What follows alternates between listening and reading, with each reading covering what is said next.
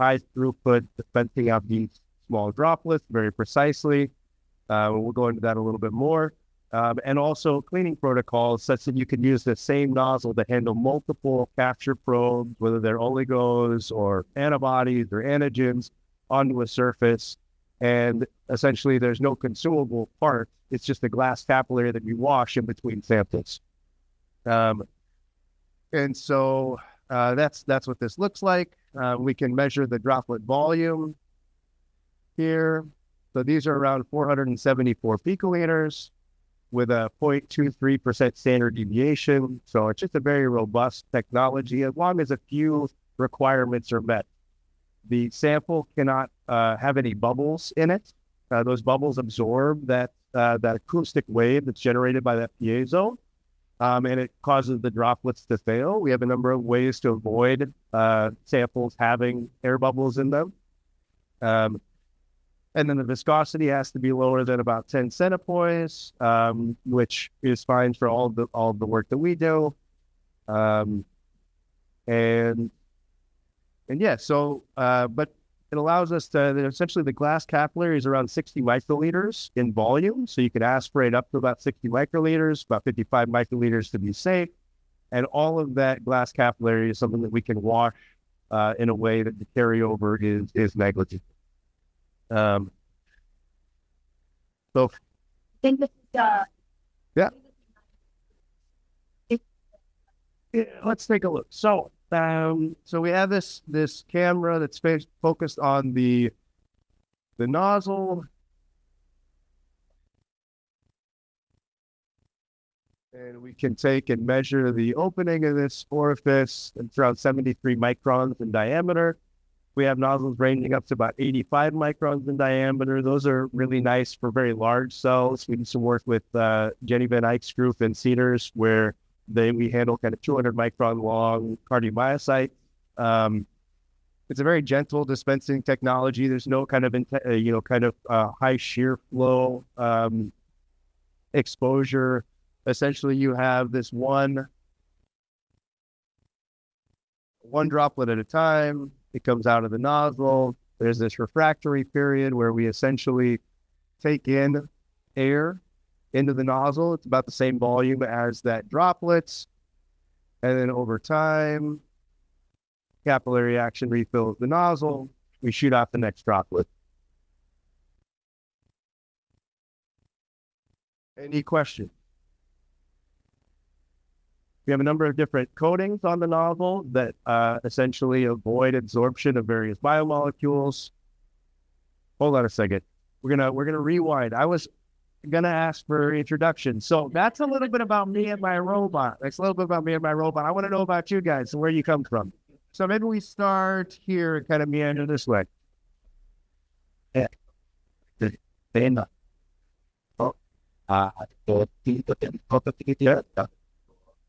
Proteomics done. That instrument was dispensing. Yep. Thank you. Awesome. Great. We're just turning up the volume on everybody this today with just some fun days. Okay. That's it. Awesome. First,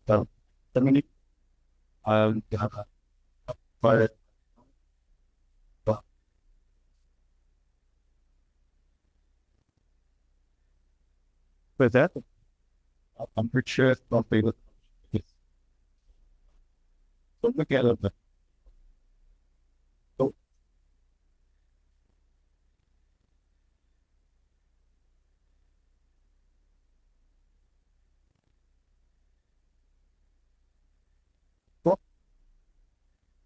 I'm still out here, but wasn't I work with I work with malaria. That we are I'm just hoping to learn more about it. But if I think very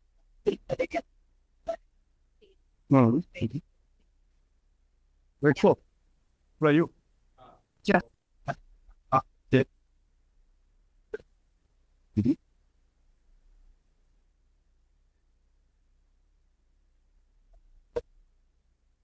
Yep. So at it meant it was fun. So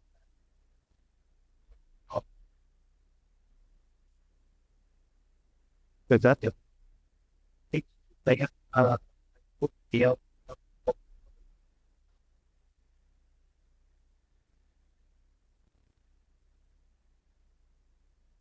Awesome.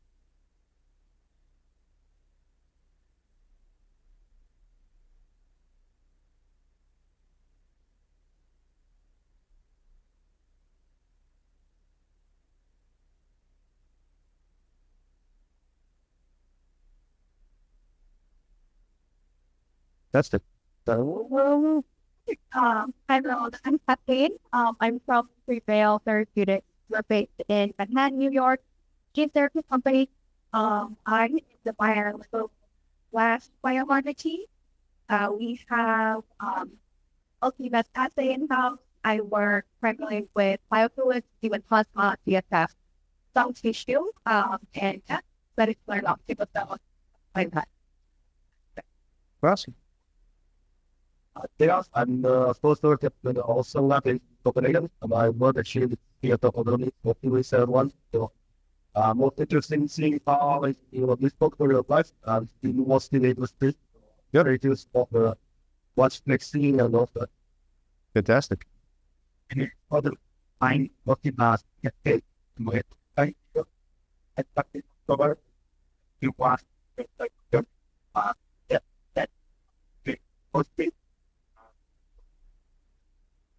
That's the.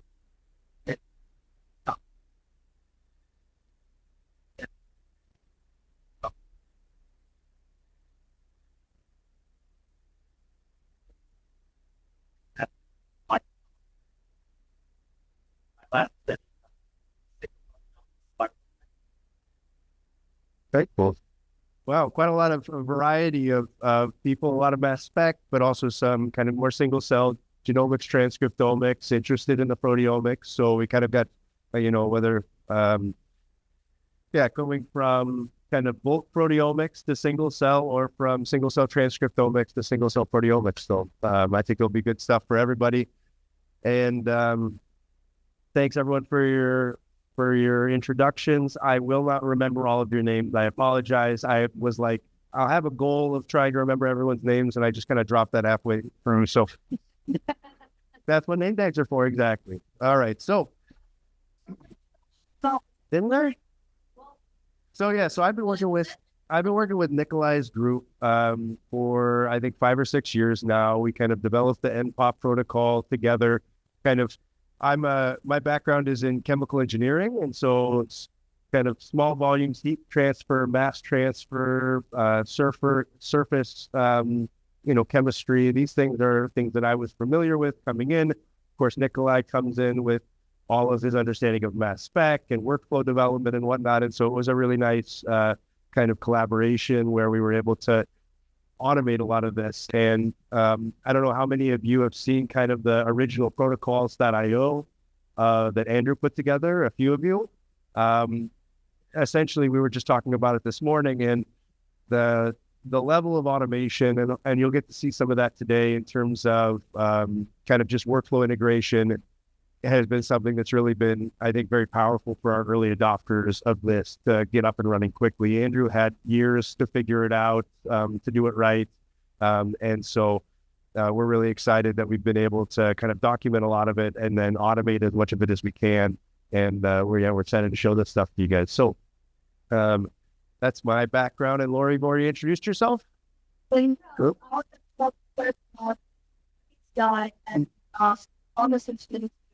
but the cost part and essentially the podium itself. And if you're going to watch options, which the Soviet covering very crystal and it's truly like but when that it has all sorts of background. I love it. So it's really the first change, but it's gonna be really exciting that now it's simple calculation. So I had the budget with both Josh and you and also teammates and quite a lot walking, kind of in some setup things, but it's been overall recommendation and because essentially how it sets it up.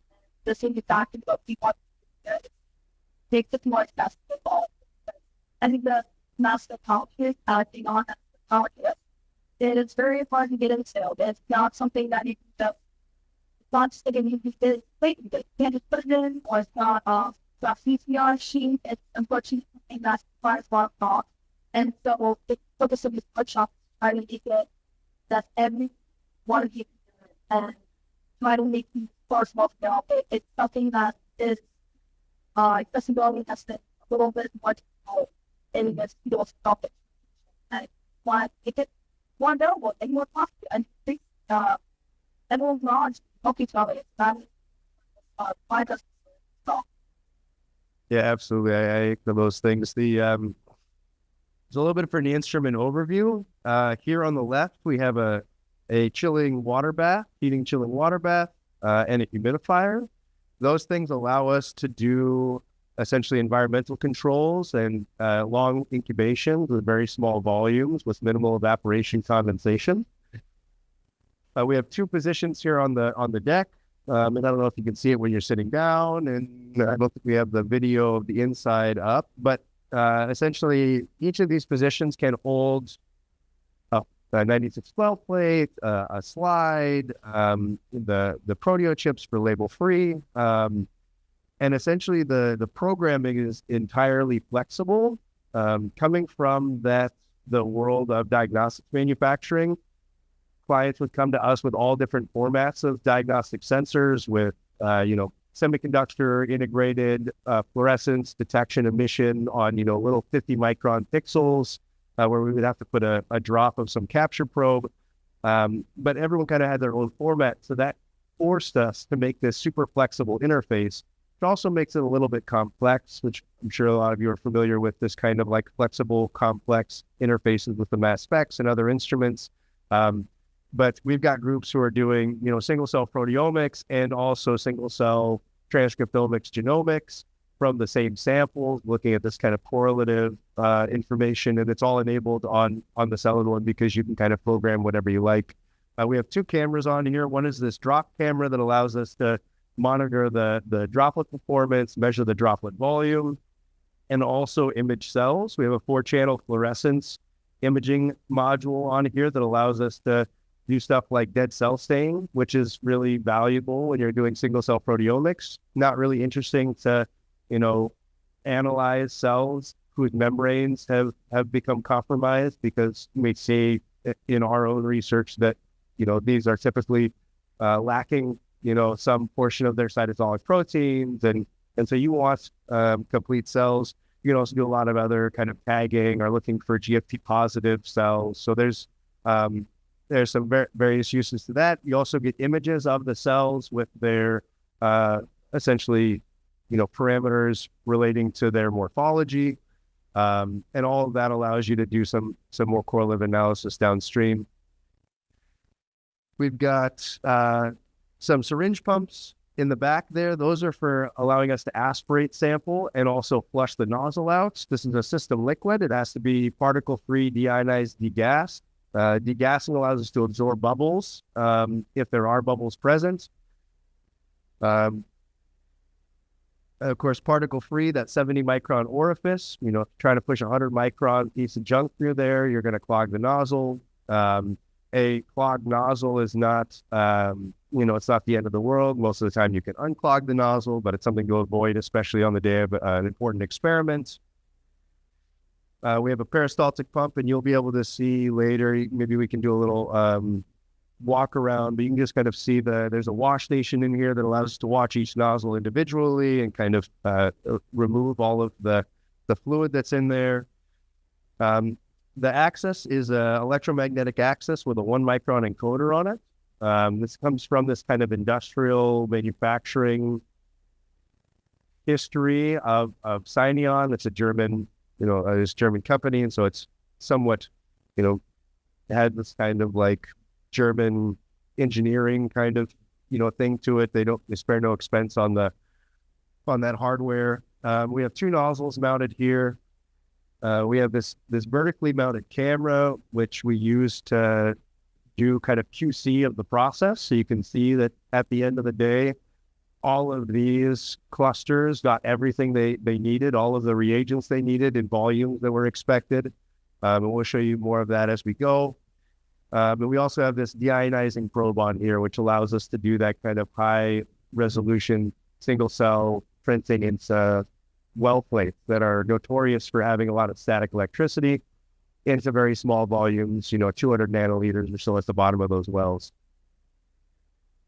And I think that's about it for here. We have a couple of different reagent reservoirs. This is kind of specific to nPOP for the pickup part of the protocol. We'll show you later.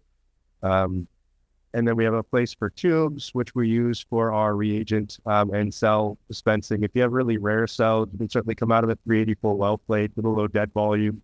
Try to get all of, all or most of all of the cells. So, all right, with that, let's dispense some DMSO. We can close the window now. See here.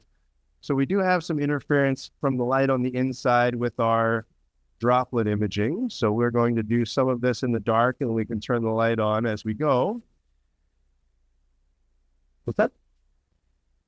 Got it already. Yep. So the way that this looks is that we have this essentially a step-by-step protocol. Essentially, each step is in a numerical order. First, we dispense the DMSO. We dispense cells into that DMSO. We then dispense digest into that DMSO cell droplets. That incubates overnight. We come back in the morning. We dispense the labels, whichever labels you have, whether it's kind of the MTRAC, TMT, or others. I know that there are others coming out. And then you dispense either an activator or a quencher, depending on which of the protocols you're doing. Finally, you do this pickup protocol, which is where we pool each cluster into a single volume and move it to a 384 well plate that then gets dried down and put in the freezer for LCMS at the end of the day. So we'll start off with the DMSO run.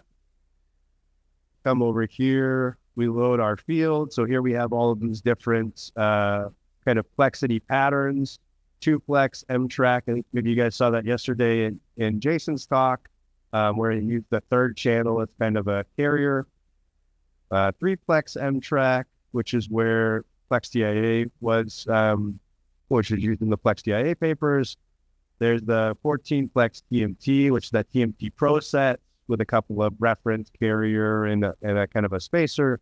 And we also have, we were lucky enough to get early access to a new version of the TMT labels that where there are more than just the current TMT Pro. I think any of you going to ASMS will learn more about this next week. So we're going to start off with this 3-plex MTRAC run, and we'll just select our DMSO field. So this is essentially 4 slides worth of printing. For the MTRAC, that'd be about 1,500 cells that you could prepare in a single experiment. Because of the flexibility, if you would need more than that many cells in a single experiment, we could probably squeeze some more in. You'll see some spacing in the images.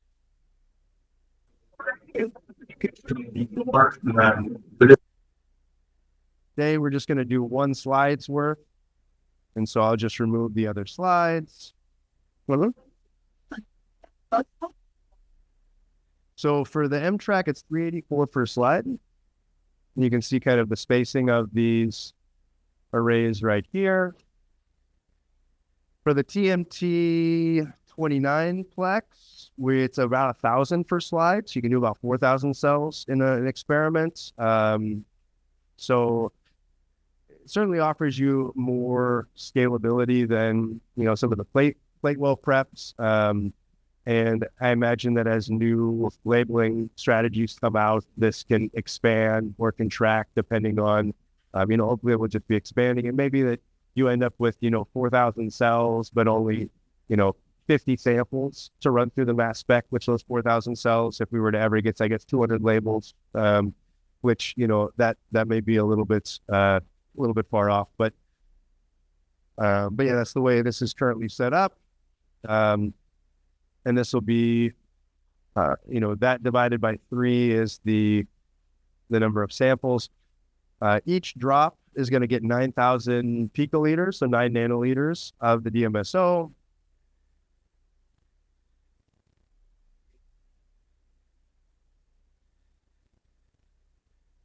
So you go through, so what you do is you'll select, so yeah, if we were just going to come in and start the run today, so we clean the nozzles, we refresh the system liquid, all that stuff takes about 15 or 20 minutes.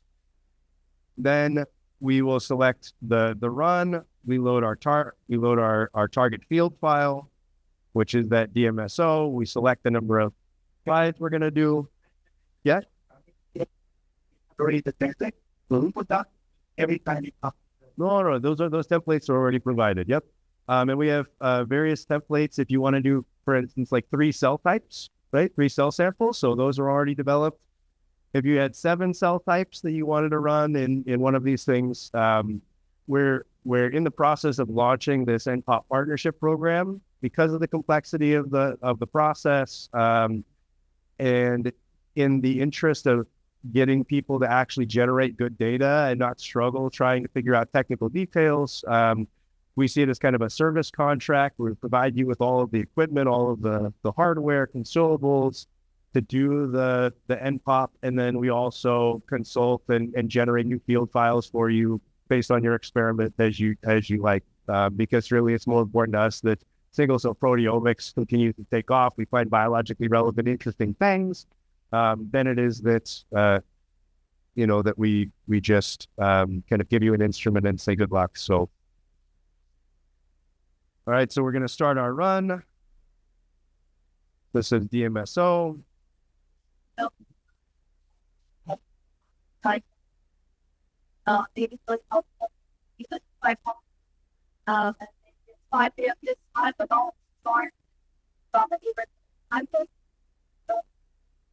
Able to help us. I know, I thought it was.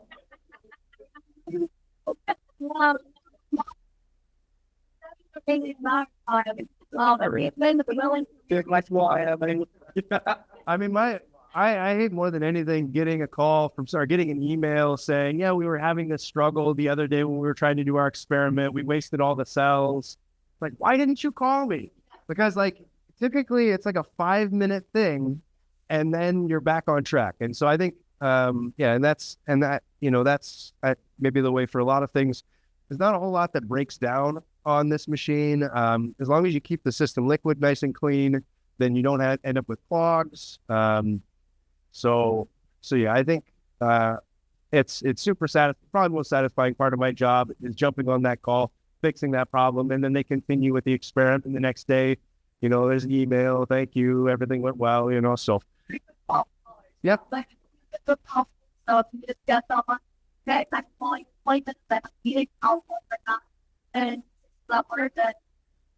sometimes the little more not itself, we'll figure it out, but at the end of the day, we have a all go back on our process. Sometimes we do try to figure out ourselves more than you think, why are you wrong? Yeah. Well, and sometimes you learn stuff through that. I mean, but it's but we do want to encourage that kind of interaction, because I think the experiments are important and you learn stuff through the process of the troubleshooting together too.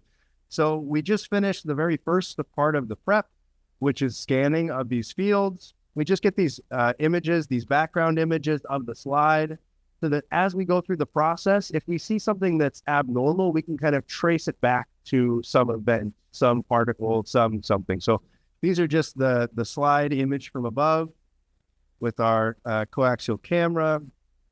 And now it says, confirm dispense stability of bulk DMSO prior to continuing with the run. Consider wiping nozzle tip with ethanol soaked Kim wipe if excess DMSO remains, or adjusting dispense parameters to obtain a single stable drop.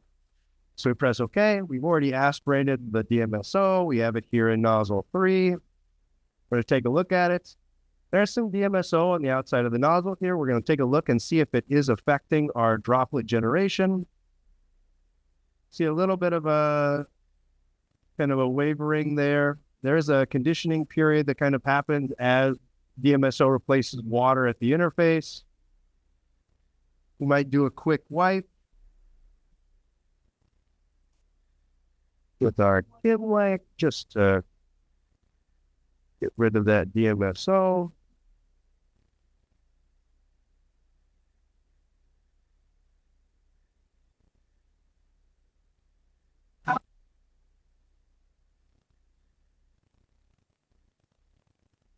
That's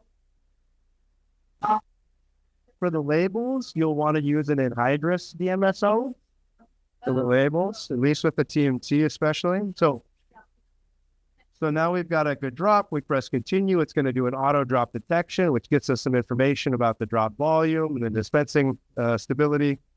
So after achieving a successful auto drop detection with both PDCs, perform a nozzle head camera wizard to align dispense. So that head camera that's going to do all of that imaging for us, it never sees the nozzle. So we have to essentially correlate the dispensing locations of both nozzles to each other. So we got to put cells and droplets with the DMSO. And we also want to have that camera know where our droplets are going so that we can analyze them properly. So this next step is where we go to this nozzle head camera wizard. We'll move over to the slide. With nozzle 1, we're going to dispense 5 drops onto the slide. We'll move over with the head camera. And we're going to click in the center of that drop. So this is the offset in microns from where I clicked essentially the offset in microns from the center of the head camera image to where that drop. Nozzle 1 and the head camera. That's it. Then we're going to move back to target. We're going to do the same thing with nozzle 3.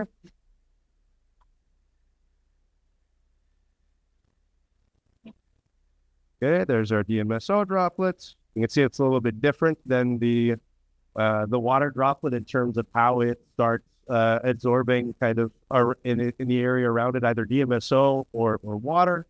And here's that offset. We say set. Okay, so now that we've got everything set up, we have stable droplets with DMSO. We've got our head camera and nozzles all coordinated. We press continue. It's going to wash out the DMSO, and then it's going to take a fresh aliquot to start doing its lysis buffer dispensing. So,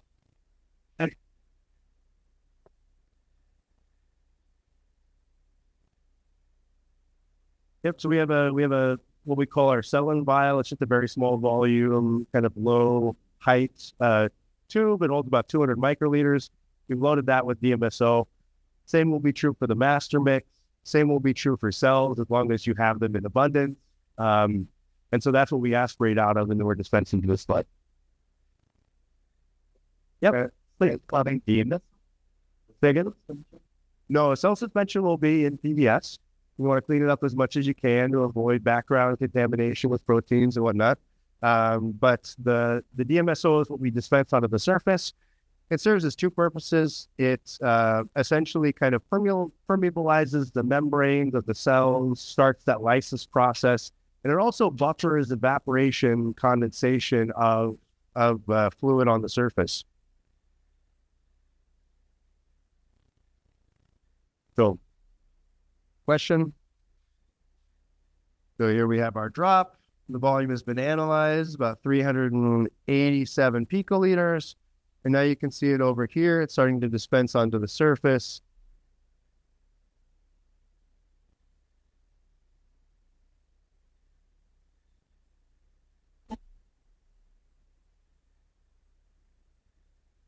So when they're in the tube,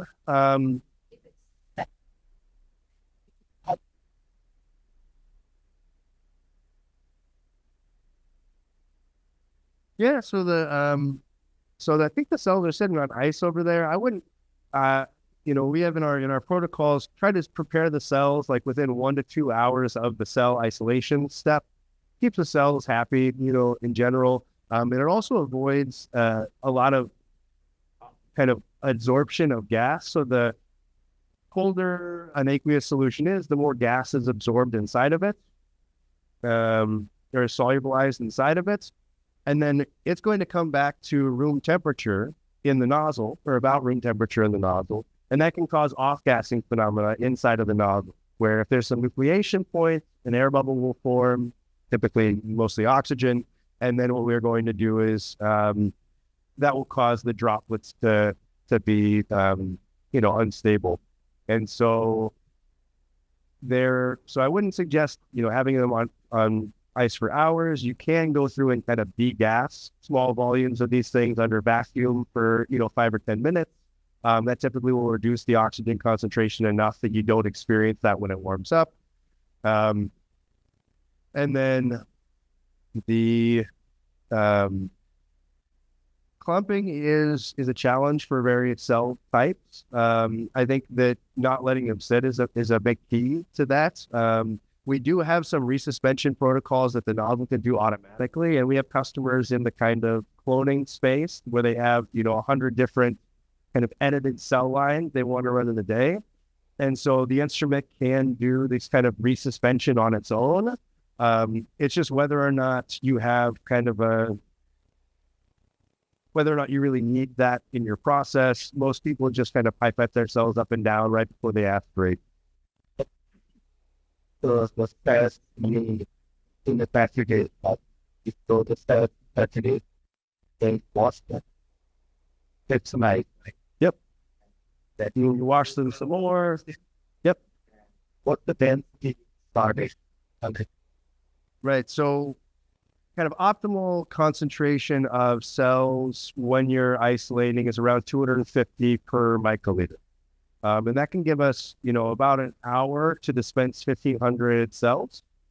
If it's a lower concentration than that, it may take a little bit longer. If it's a significantly higher concentration of that, it may also take longer because you'll end up with more multiple cells in the ejection region. You'll see how we select whether or not we're going to isolate a drop with a cell in it. And so, so that's the kind of, but I would rather be on the too low concentration side than on the too high concentration side. That's a good point. That I don't differ except in the space set as far as if you just take by space or So as far as the cell in one is concerned, there's not a big difference. I've seen that some of the fixation processes make the cells a little bit more transparent, it seems. And so you may need different settings to detect them robustly. But yeah, people use all sorts of different cells, and certainly fixation is something of interest. I have a couple of groups who are kind of investigating different fixations for single cell proteomics, just to kind of make processing easier, allow access to more type of sample types. That's Say one more time. That's a great question that I would direct towards our mass spec core facility people. What do we think about fixation and mass spec? Yeah. So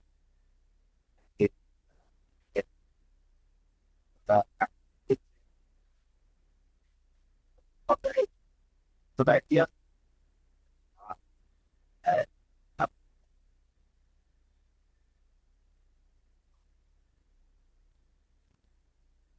all right, yeah, buddy.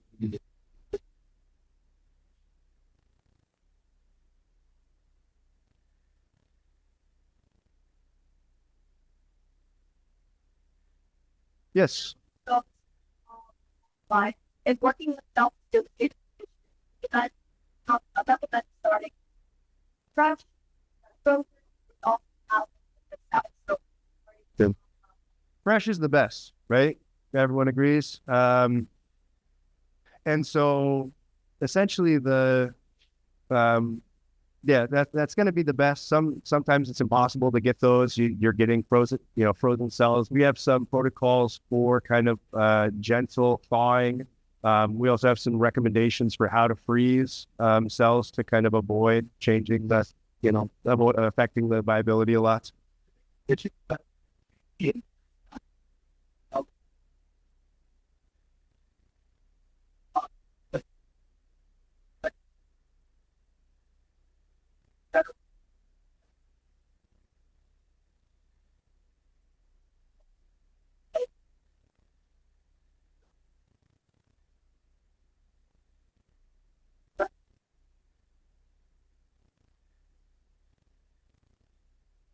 Happy cells are happy scientists. So Selenion is offering this nPOP partnership program. We're kind of in the early stages of it right now, kind of finalizing all this documentation. So yeah, our goal is to release this to the customers of the partnership program to kind of accelerate the tech transfer. So we have our before pictures. We have our after pictures. A little funky, but essentially it shows you all of the droplets. We have our slide is not quite straight here, but it's not going to affect our cell or anything dispensing. So you can just see kind of the reproducibility of these. And there was a step at the very beginning where we performed a QC analysis of where these droplets were. Because of this evaporation or condensation, the condensation around the outside, we're having it says essentially that the position of this dock is where the robot was trying to put the drop. And so that's where we're going to put the cell. That's where we're going to put all the other reagents. And so if we were to have any sort of issues with stability, we would see it here. And then you can decide either to, at this point, you could start over again. Maybe you aspirated a big particle and it made things really messy. You could wipe that slide clean, print just that slide again. Or maybe you say, oh, it's just one of these clusters. I'm going to avoid running those through my mass spec. And so you can kind of continue like that. So in any case, this all looks like it passes our QCs. And so if you want to take a look here on the deck, we have our arrays. Again, that's 384 cells worth of lysis droplets. And I'll be ready for cells now. All right, all right.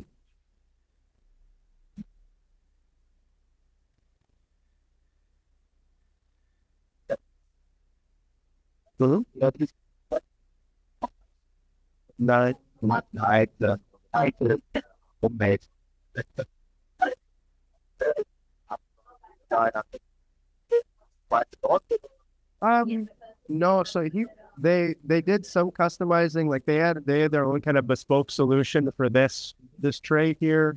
But this was one that I found from another project a long time ago, and I've kind of been integrating into this process. The slides were slides that we had for a long time. We did a lot of surface chemistry stuff, and I don't know that anyone had found a good use for them.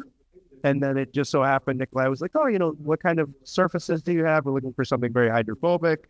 And this one ended up just fitting the bill. So, yeah. It's a fluorocarbon coated slide, so it's very hydrophobic. Yeah. And then the nozzles, of course, have a special coating on them. But other than that, everything else is pretty standard. Standard for anyone who has a solid one. Yep, white. From this to here. Yep, that's where we got the DMSO. We'll do that's for cleaning reagents, and then also for the acetonitrile water mix for cooling, for essentially collecting all of the digested peptides that have been labeled into a single volume and putting them into a 380 blow-up plate. Yeah, that's stuff. What's that? No, it's machine. Yep. Yeah, Teflon is not nice to 3D print or to mold. Okay. And then that lid on there keeps the acetonitrile from evaporating over the course of the run. So you're still at about 50-50 at the end, as opposed to, what you might be if you didn't have a lid on there. So, all right. So next we do our cells. So we'll take our DMSO out of here. We'll use it again for our labeling procedure. So this is one of the reasons why we have our two PDCs. We keep cells separate. I don't know how, Andrew believes very importantly that essentially having the cells being in a different nozzle than everything else really makes the process more robust, and it certainly makes the pickup much more high throughput, right? It's half the number of moves you have to do to essentially pick up to your plates. I guess they don't like people when we change the wallpaper. I don't know how much customers in it. Yeah, so I don't find that I have to adjust very much for the DMSO. Sometimes, yeah, I think that it's, yeah, I've gotten so comfortable with just adjusting those values, I probably don't even notice that I'm doing it anymore. So, but And for some of them, what's the change the parameters for some, like, if you switch from like the library in like the baggage blockers, yeah. then get Yeah. So I think acetate, yeah, it's PDC dependent. The acetonitrile certainly has a very different dispensing behavior. If you're working with something that's high viscosity, 50% glycerol or some, stock of some enzyme, that certainly needs a little bit more voltage to get a nice drop that's going to kind of persist.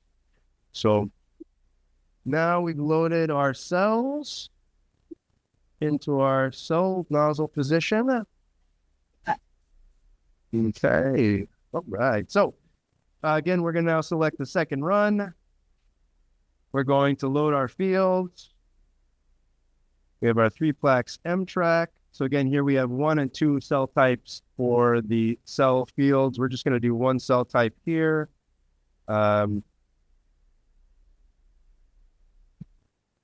Yeah, so I think we would just repeat it for the second cell type. If you really wanted to automate it, we can automate it more for you. But we find that people, they're preparing their cells. They're going to set different, maybe isolation parameters for each cell type. So automating it doesn't really save you that much time. So this will be for all cells. Again, we select the number of slides we want to run. And we look in here. And we can see that we have our arrays. And every so often, we have a negative control in there. Those are true throughout the arrays so that you can go back and essentially really look and see if you have, kind of sensitivity issues with the mass spec contamination in one of the channels or so. So there's the minimum, depends on how big they are, how hydrophilic the surface is. So yeah, I mean, I would say you want to have, if you want to be robust and be able to do experiments, without having to like super fine tune droplet dispensing and whatnot, give yourself a couple hundred microns between drops. There's any kind of, surface heterogeneity, which typically with these slides there aren't, but the drops will essentially move to the most hydrophilic location. And so, kind of, if you want to build in tolerances that allow you to have high throughput, kind of ease of use, then you're going to want to essentially give yourself a little extra space. Right now we have 250 micron pitch in the X, and we essentially have 4 of those spaces. So these are about 1 millimeter apart, center to center, these drop, but they're also about 250 microns, 300 microns in diameter, especially once you have the trypsins. And so you want to just account for that, kind of how big that droplet is going to be. So, all right, so we have our slides selected. Next, I'm going to go in and we're going to aspirate our cells. We're going to take cell and wash cells. Well, that's not, you guys have been getting real creative over here. Let's see here. What is that mix and take task? I'm just gonna trust you, Laura. I did. Oh, but that comes from the well plates. Yep. You freshly suspended them though, yeah?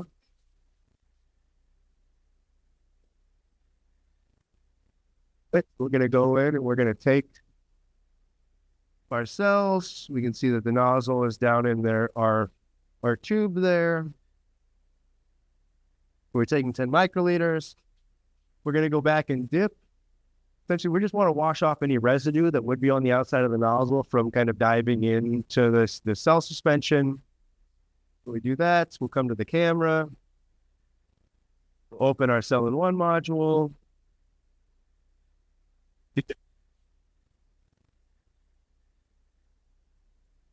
So I've got a group not too far away from here that does a 384 well plate with 14 different cell samples, and they just do cloning. It's an antibody production group, so they know that, if they do 20 clonal wells, that they're going to get enough outgrowth with cells that are producing that antibody. So things like that have been automated to essentially go through many different cell samples. The same thing could be done here. It just hasn't, we haven't been, it hasn't really been requested yet. I think because people are still doing a lot of different kinds of experiments. Maybe when somebody gets into a groove and it's like, I want to rush 100 patients through this, with these 3 different, subsets of cells from their blood or something, then it would make sense to kind of, automate that a little bit more.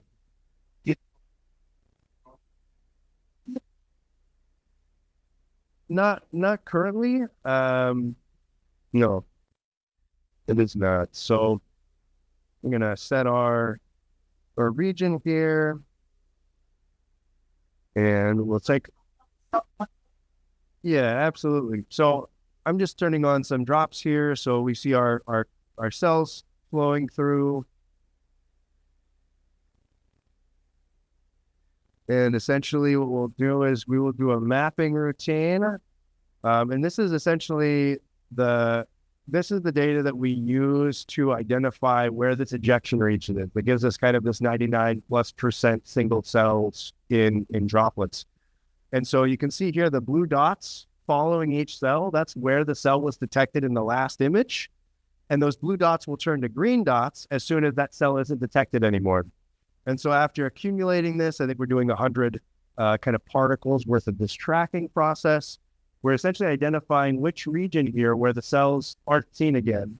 And we see that that's a pretty stark contrast here. We have some small particles that we saw in there, but we see a pretty distinct line here between these green dots where the cell wasn't seen again and the blue dots where we were tracking it still.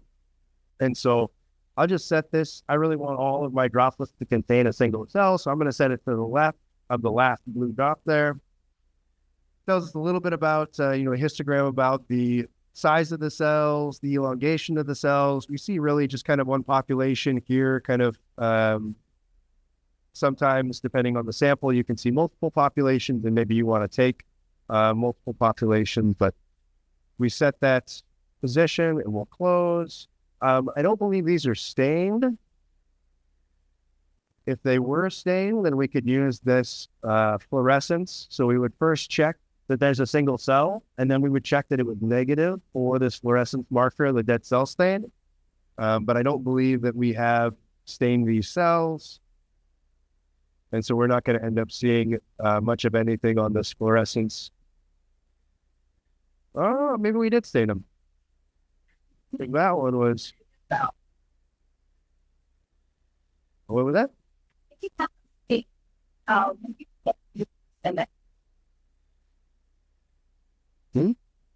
Yeah, so is the stain something you want to select for or against? Essentially, if you want to select for it, you'll set this check mark here, and you'll make sure that these parameters essentially gives you, in this isolation mode, cells that you're interested in that have a high enough fluorescence, a large enough fluorescence signal.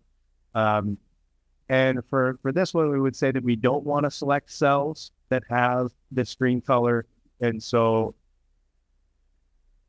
that is that. And we'll set here essentially, now that we have this nice population of cells, we're seeing there's some kind of clumps around here, and they're not all perfectly circular, but so we can essentially select this just kind of like you would on a fact sorter. Essentially say, I want cells that are that size. And now as we dispense, you can see that cells that meet this criteria will have a green circle around them. Cells that don't will have a red. So now we'll turn on our standby mode, which is just going to essentially dispense out 1 droplet per second.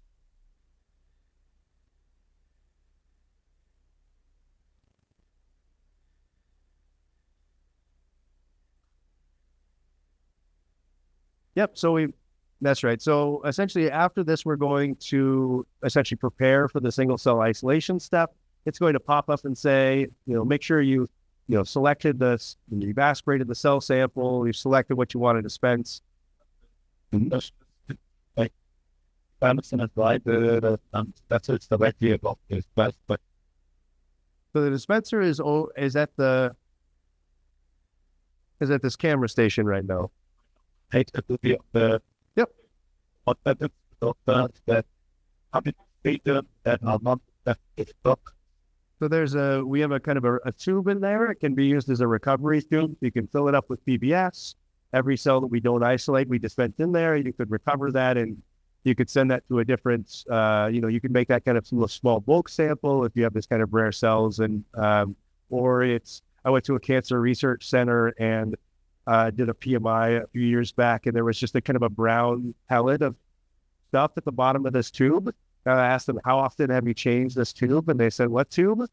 And so that was like, hundreds of different xenografts and all different kind of cells. So that's where they go.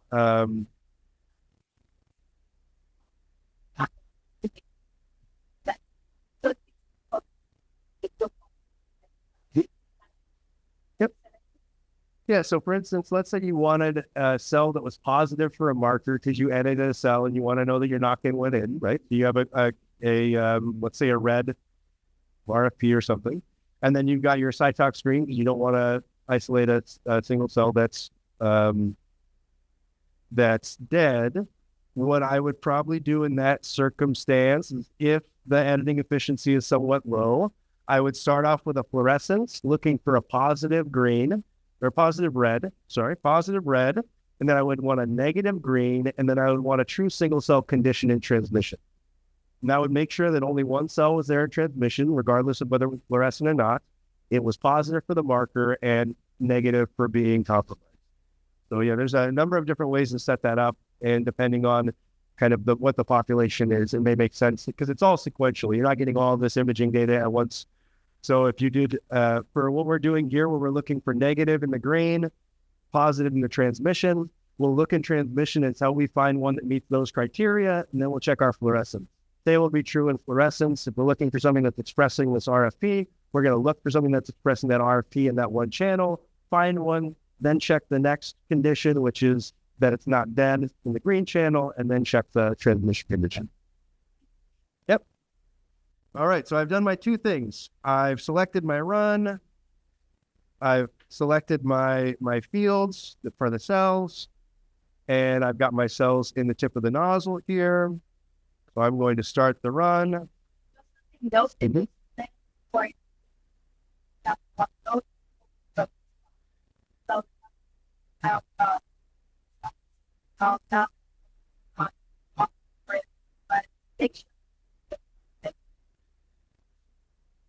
Yep.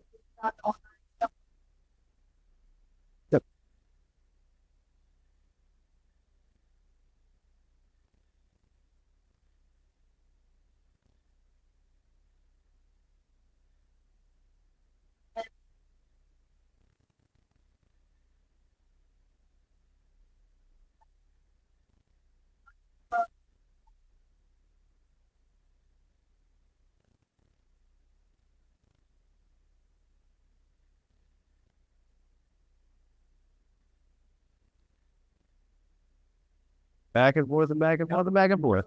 Got to make sure that the wheels are all tightened down there, otherwise they'll dance across the room. The sell and shuffle, like they call it. But then you have the product that might get all about the house, the gas, you'll send it to manipulate the like this, you don't need water in there, and so go there, also, multi, yeah.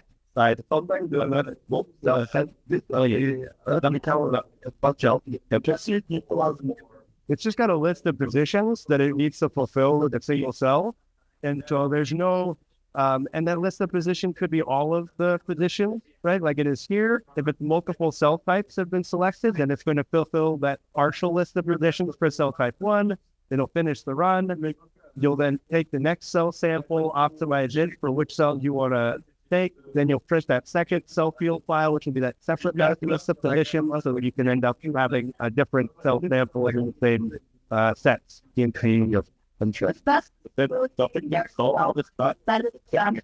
Yeah, so it makes the flow all the time. So not all the time. So it's a drop on demand technology. We squirt out a drop, we take an image. Doesn't meet the criteria. If it does, we move over, we squirt out a drop. Bring it back. Does it make the criteria? If it doesn't, we squirt. So gives you the time to enough. Yep. So unlike the flow cytometer that has to be kind of continuously flowing, this drop on demand technology. So I would say this concentration is, maybe twice as concentrated as I would like it to be. So it'll take a little bit longer. And this nozzle is certainly dirtier than I'd like to be.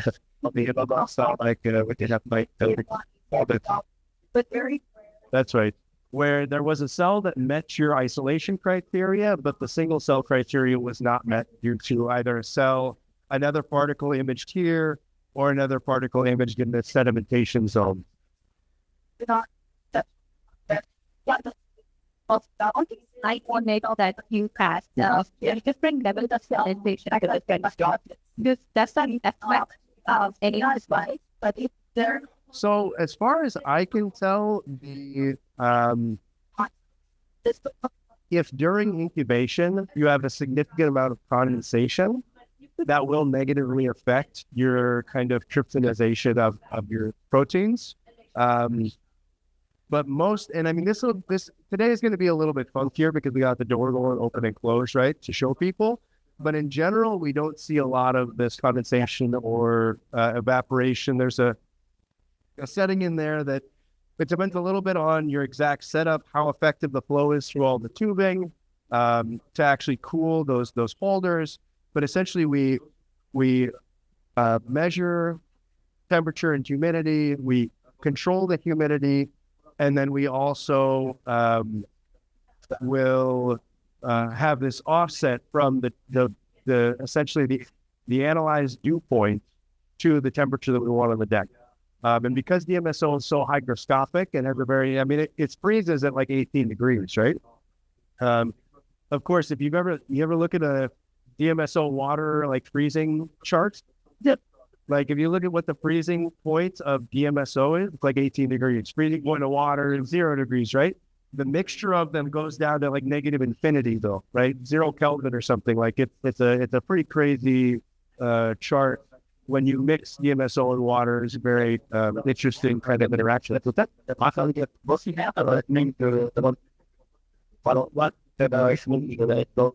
Yeah. So as you increase the concentration of either DMSO to water or water DMSO, it just kind of falls off. And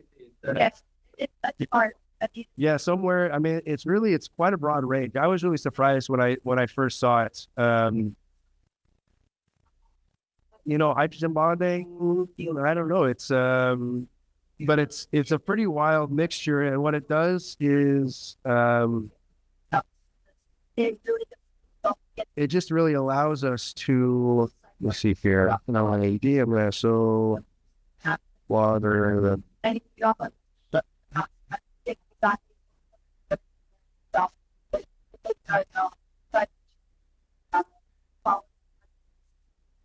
which is, I think, why we do our cryopreservation, right? It doesn't actually become,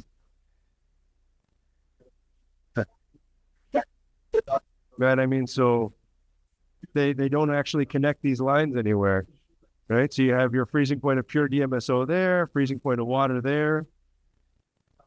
I don't know what that is, but yeah.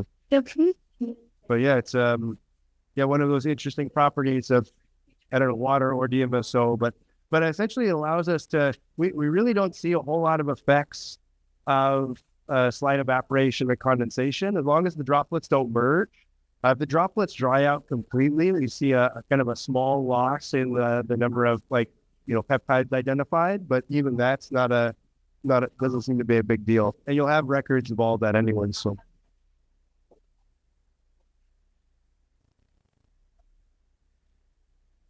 Mm-hmm.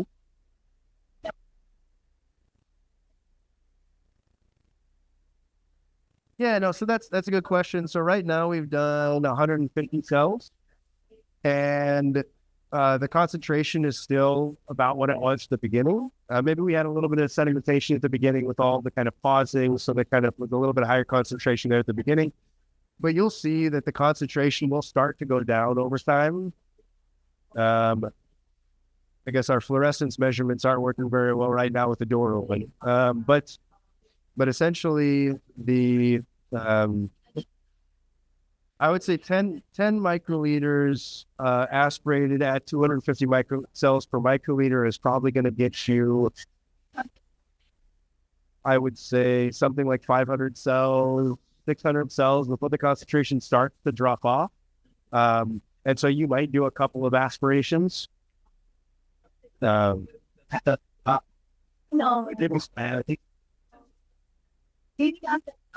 That is a software request that's in the books there. So yeah, if you wanted to isolate 1,500 cells without having to re-aspirate, aspirate more volume, aspirate 25 microliters, and then you'll be good to go. I'm wanting to say on the visit to the site for the website of the cell that you should have. Great question. So with the standard Cell-in-One software, I would say we do nuclei just fine. As you get towards bacteria, if you have them labeled with a bright fluorophore or something, you can do the bacteria with the standard Cell-in-One. We have a microlife software that allows us to do bacteria both in bright field and fluorescence. It's going to be coli. And then we've also done single organelles other than nuclei. And so you can imagine kind of what those might be. So yeah.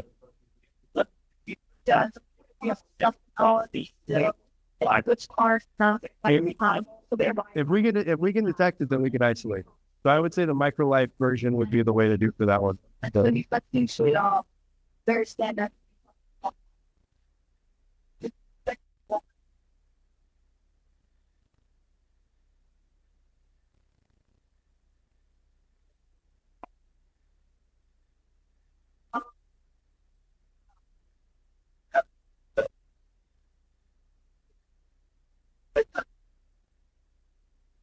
Yeah. So there is a tracking of the, let's see if this And I'm gonna get rid of the fluorescence for now. so that is one. You know, So we essentially when the nozzle comes back from the deck, we take an image, we identify where the nozzle is in that image, and then we look in that position relative to where that nozzle is to essentially look inside of the nozzle again and see the cells. And so you do see a slight shaking or these kind of spots that are on the camera. Under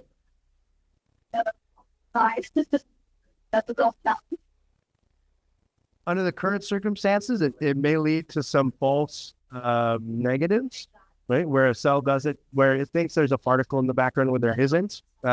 We should definitely try to clean up this nozzle, and I think that we have a new camera that we need to upgrade to that doesn't have the spots. but yeah.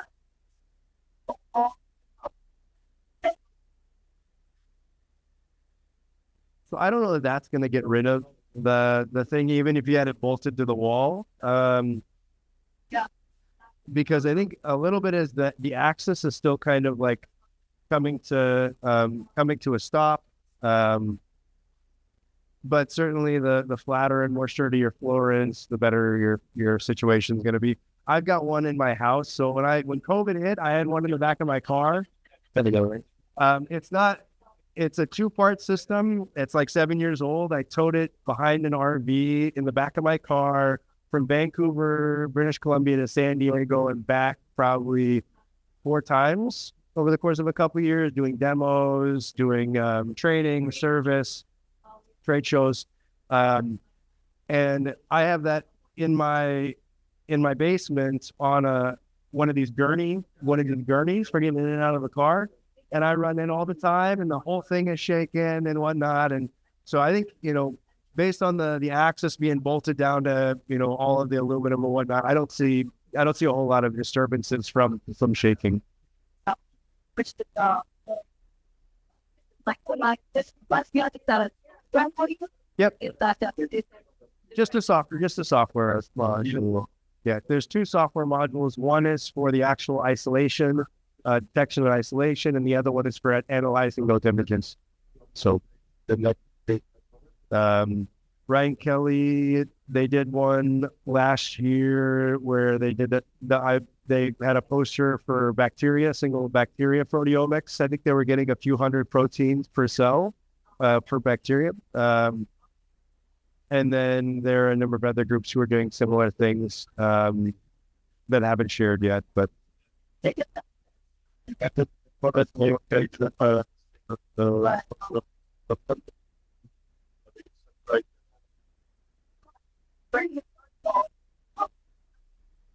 yeah, so the and the so there's a I had a collaboration with TNNL where they developed the nanoPOP, right? And I would say like 3 years ago, we decided we wanted to do this multiomics from the same single cell. no, And so the gentleman there, who I get, there are a lot of really great people in that space. He's certainly one of them. And so we developed this nano splits process, which will get published sometime soon. Some really interesting data there. Not that there's a great correlation between RNA and protein. There's no clear, sorry to spoil this. I think we all kind of guessed, I guess. But and then we also developed, and we're working on a manuscript for a kind of a high throughput version of that, where we kind of bind the cell to one of the nanopot slides, we permeabilize it, and then we remove this volume of permeabilization fluid into a microfluidic chip that does a single cell RNA-seq. And so in that one, we're recovering nearly all of that liquid phase onto the RNA sequencing chip. The cell stays behind. We then digest and do everything on the cells as they were. As the world changed, there's no clear path to kind of commercialization of these things and the finishing of the development of this whole process. Unfortunately, one of the kind of the big sadnesses of my life to like kind of pour so much time and effort and make all these relationships, and then have the situation kind of come up that we have to kind of stop these projects just because it's but with the diagnostics part of our business, we grew like crazy during COVID, right? I was down in San Diego in my RV in this parking lot installing this 5-portal S100 system. Each portal had 10 nozzles. And so there's 50 nozzles. They run them 24 hours a day, 6 days a week. Installed that first line. They then bought 2 more. They now bought 2 more than that. So now they have 250 nozzles running 24 hours a day, 6 days a week. I trained 3 shifts of people. It was absolutely insane, right? And so we had to build up our company to meet all of these demands for all these different COVID diagnostics manufacturers. And then COVID's not really a big deal anymore, right? So we don't need more of these machines. We still have all these people. And so it was just a hard time to kind of come out of this huge ramp up of our business to find that the market really didn't need as much anymore. And so there have been some collateral damage to that kind of situation.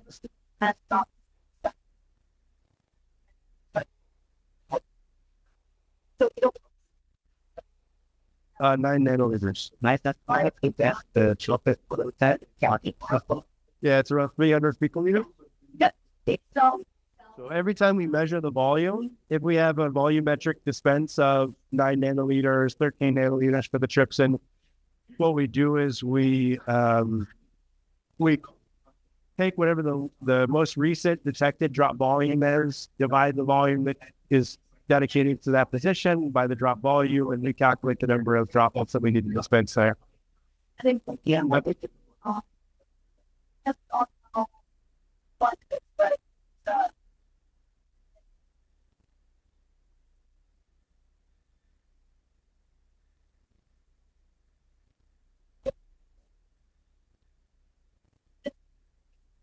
Around 300 picoliters.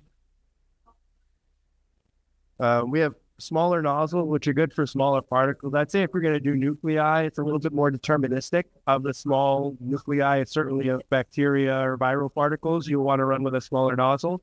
That'll run around 150 or 200 picoliters. And then for the large nozzles, for doing kind of cardiomyocytes, astrocytes, these kind of large particles, you're going to run around 500 or so picoliters. I'm thinking why. Those the claim not Yeah, so these pink dots were all particles that were detected that did not meet our isolation criteria, but were within our detection criteria. The green dots are cells that were isolated because they met the isolation criteria and the single cell criteria was met. The yellow dots are all cells that met the isolation criteria, but the single cell condition was not met. And so that's essentially due to too high a concentration. Yep, only green goes on the slide. Okay, Yep. What are the type diameter? What the dot?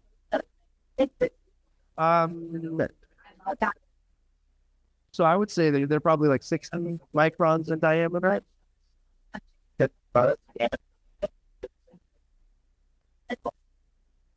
Yeah. Yes. Oh, what is the limiting set?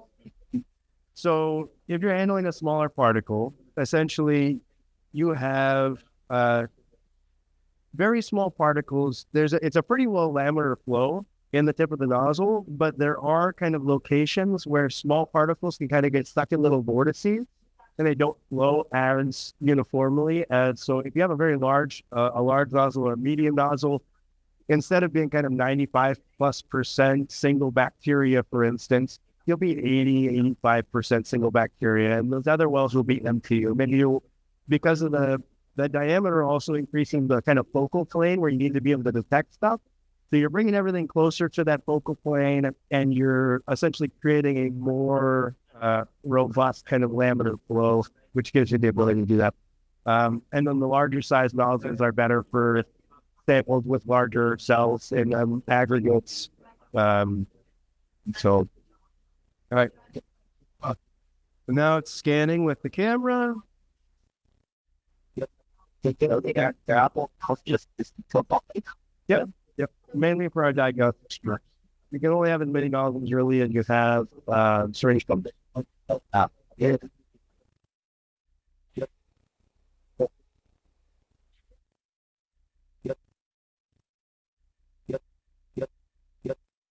right, so these are our after drops.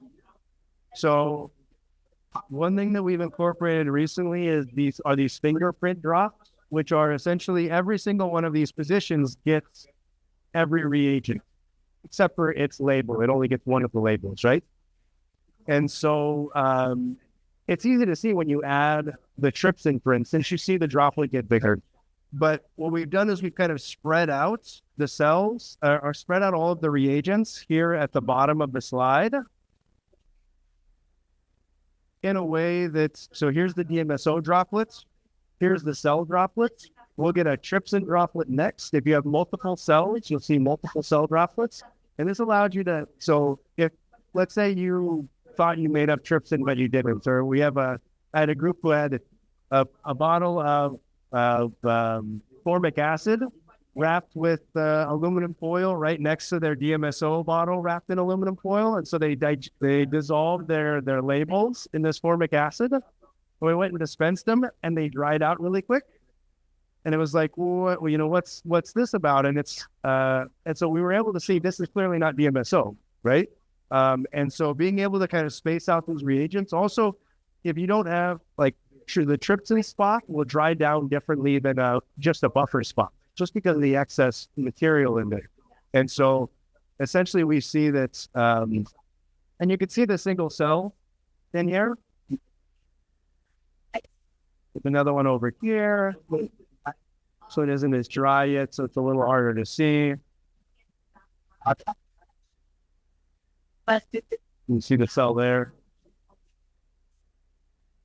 But essentially we have QC that says we do not see any droplets outside of the reaction droplet, right? And that's because all of the cells made it into those volumes. So we have this confirmation that we can kind of go through and just make sure that that's the case. It's not always the case, but as long as you really take care to clean the nozzle, make sure you have good stable dispensing, make sure you're not off gassing, you're going to get this kind of behavior. So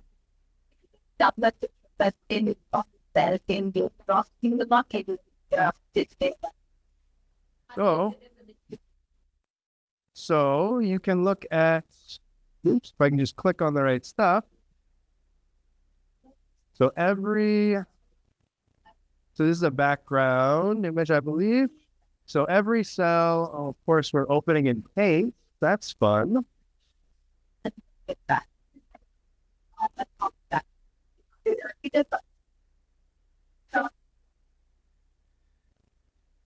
Right. So you get images of all of your cells here, both fluorescent and non-fluorescent. You can see some of these are some pretty junky cells, but so you would be able to go through here.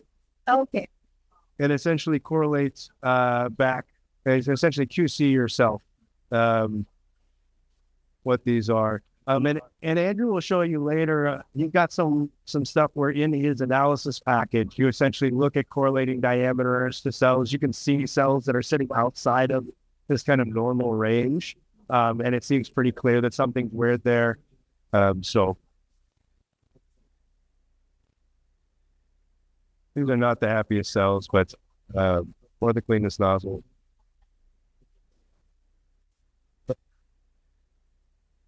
So this one looks like it had two. Good. Yeah, so you have this record. You could record all of the images. You could record all of the images with cells that were detected. There's a number of different kind of files here that can output data. Let's see. So this is these are all the isolated cells. This is just the kind of global properties of all the cells that were detected. So a lot of ways to analyze this data. So it says isolation completed. If you're done dispensing cells, make sure to close the cell monitor before continuing the preparation. And just like Laura said at the beginning, you need to have the cell monitor open to do the single cell isolation. You also have to have it closed to do the rest of it. One thing you could do is if you want to have consistency from run to run in terms of these properties, you can save all of these properties as for, a certain cell type or a certain experimental, condition. So that you're selecting the same populations of cells from run to run based on morphology. So that. I'll do a quick wash. So what time is it? It's 11 o'clock?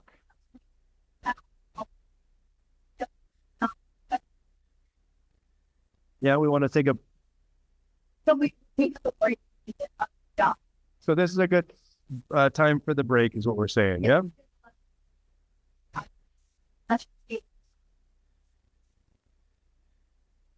Which is the same group. Yes, because next thing we're going to do is we're going to do the labeling. We're going to show you how we do the labeling, and then after that, we're going to do the pickup.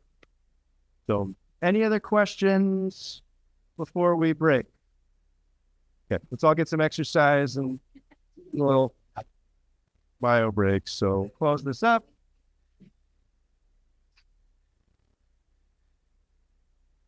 Yeah, please. I'm always thinking about to work with a tissue single cell suspension where you have multiple different types of cells and different they will be different in sizes and shape. And I could see that how your plot is connected to the area and want to homogeneous. But I would, in my perspective, I would avoid this again. Everything, right? So because I don't not focus out on the cells that they know some type of blood cells and I can just focus everything and on the consoles which work on the bottom of the slide. So it will have for each area it will have a single cell droplet. Okay. And that's really it's really helpful with the reagents. I think it's also nice to see the cells in alignment with each other.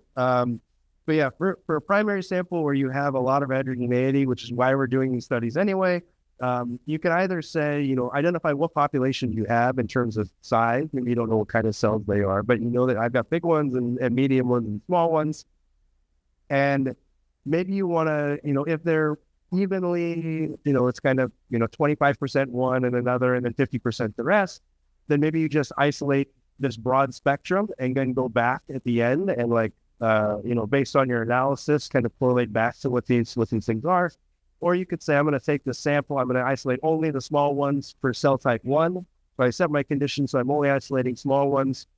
And then I go back and I say, okay, cell type 2, I'm going to isolate the medium-sized ones. And then you'll get a mixture in each of your sets. But it's going to be, in the slides, it's going to be type 1. Type 2. No, they'll be mixed in each. So, and this is totally flexible, right? But yeah, in each of the plexities, you're going to have whatever you define in there. So it could be cell type 1, cell type 2, cell type 3. And you're just defining those all based on their parameters.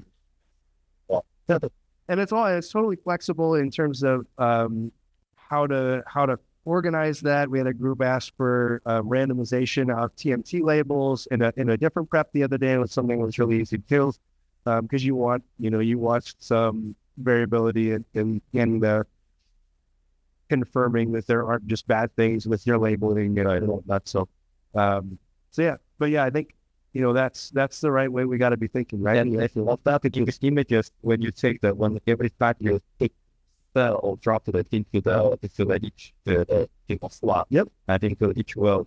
So that image I can correlate with which well it makes sure. Yep. Yeah, and basically, if there is some doublet or something like that, I can I should not actually proceed with this thing. I mean, I think it all depends. I mean, if at the end of the day and you're doing something like TMT or there's some if it's just 3-plex, maybe you don't waste your mass spec time on it, right? You say, I'm not going to include this in my auto sampling list. If it's, your 29-plex TMT set, then maybe you allow those doublets and you just kind of filter them out of your data at the end. Right? So in Andrew, in your second session, you'll learn a lot more from Andrew about how he kind of correlates that data to the mass spec data. So thank you. Yeah, absolutely. Great questions. So glad we're all interacting so much. This is awesome. Please. That's what I think was are the parasites which are within the blood cell. So the parasites within the blood cell. So within the RBC. So I would be able to see the transmission because we were getting that. But similar to the kid, they are at different stages. And if I have to separate that out, would it be possible do I need to have a tag, fluorescent tag on different states to be able to separate them? Because essentially they're all the same outside because they're RBCs. Mm-hmm. But within that is when the separation happens. What percentage of cells are one way versus the other? Are infected and not infected? Or there would be infected and uninfected, but within the uninfected ones, there is huge range. So there are essentially categorized into 3 stages, which is one is the ring stage, which is very tiny. Then a tropozoid stage, which is like slightly in the middle, and the last trisome stage, which is pretty big, almost equivalent to the RCC. What is this again? Malaria? Yeah. Wow. Okay. Plasmodium parasite. So what I'm interested in is studying the profiles of these different single cells at different stages. So, is there a way that we can annotate at this level or isolate at this level cells that have these different stages of the growth of them? Yes. I don't want to see it. I just want to see them in the nozzle, right? It's possible if they do absorb more light that maybe you have like darker particles and you can. One way that we differentiate, which is the hematologic crystal, that's my second question that I had, which is basically the degraded product from hemoglobin that the parasite takes and goes through the accumulation. So the amount of hemoglobin crystal actually increases with the different stages. So at the stage 5-1 is maximum and then ring stage is the least. That is basically what we will be able to see it in the transmission stage. So if there is no hemoglobin crystal, that means the ring stage. But if it's a small degree, it's just goes away. And these are not autofluorescent at all? Or? No. But we can make them fluorescent. That's another thing. I mean, I think that's your best bet. But it's possible that just based on the transmission, if it does interact with the light differently, that we can look at the kind of intensity of that difference between the background and the foreground. We've done work with kind of they're like gel beads that have a cell inside of them or not, right? And so you isolate this gel bead with the cell. You don't want the gel beads without the cells. You don't want the cells without the gel beads. And so we set up a way to do that. We isolate only the elongated cardiomyocytes. So we say, okay, we essentially want only things that have an elongation factor greater than 4. And all of the ones that are kind of damaged, they hypercontract. And so we don't take these kind of round ones. So there are a few different ways that we can play with that. It may be that there would be some kind of custom software thing that we would do, but it really depends on what those images look like, right? And is there a way that with our eyes we can differentiate these different states in transmission? Certainly in fluorescence, we would probably do. One other aspect is that one was the challenge that I would do is. So we see that the position of which of these spots, like which of these labels, is different in each cluster, which allows us to then vary which of the cell samples are getting which label. You have a nice bit of variety there to avoid like kind of label specific effects.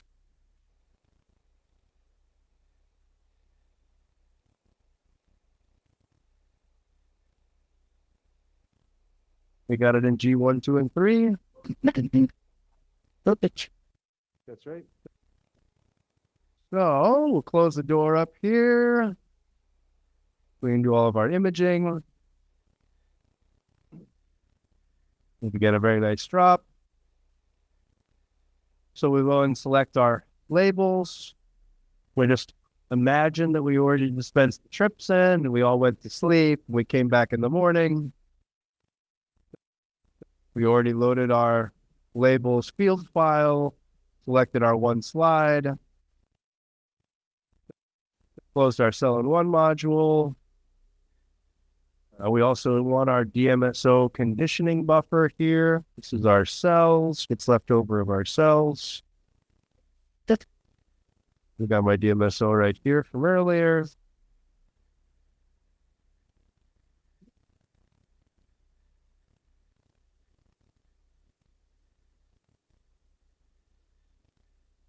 Oh yeah, so you would aspirate it just as though, so essentially it's the same protocol as the DMSO dispense, where you aspirate the trypsin from this position here. If you have just 2 slides, or actually for the Plex DIA, one aspiration of 35 microliters is enough to dispense to all of the positions. You're only doing 13.5 nanoliters of the trypsin.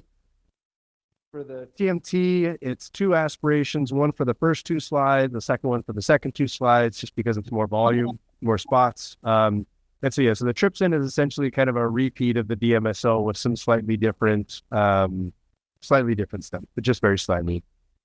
Keep that first profit, but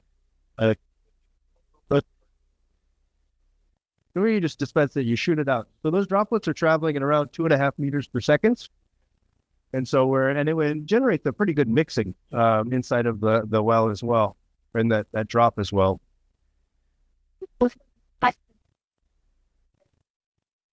So there are certain kinds of substrates where the same kind of droplets really lack the volume. But again, because of this full QC where we image everything, usually bigger or any kind of behaviors like that, and sometimes you'll have a piece of air. The nozzle always checks the droplets before it goes to dispenses. You can manually check the droplet anytime during the dispense. So we're just going to get it going and I'll go and kind of go. So it says, please input make sure that the plate is in there. It's your last chance to make sure that there's no seal on it, that it's in there in the appropriate location. You index to the front left, right? Yes, the A1 is the. And you told the plate to the front left? Yeah. Yeah. Okay. So, so it's going to go and scan everything. So there are times where you'll aspirate a big piece of air or something, and the droplets will end up being disturbed by this air that's like hanging out of the orifice. The droplet will go, and so it'll come back at the end of the dispensing in the image, and you'll see this big air hanging down. The droplets are all up. So you can go back and you can review the images that you took from before, and now you can identify at what point things started to get funky. As far as Andrew is concerned, if you get like half, if the dispensing starts to get funky and trypsin just wasn't fully added, just go back and redispense to those positions more trypsin. It's not really going to cause, a failure of the trypsin patients that we have to get to this. And so it all really depends on what you see. But again, kind of keeping the samples clean, keeping the liquid, the particles, all this stuff, and avoidance is huge. 150 microliters of beer. So you might even like centrifuge down these tubes after you put them full to make sure there's no bubble at the bottom, to make sure the particles are all the way at the bottom. All right, so we just did our imaging. After our short break incubation, so we'll go back here to our images.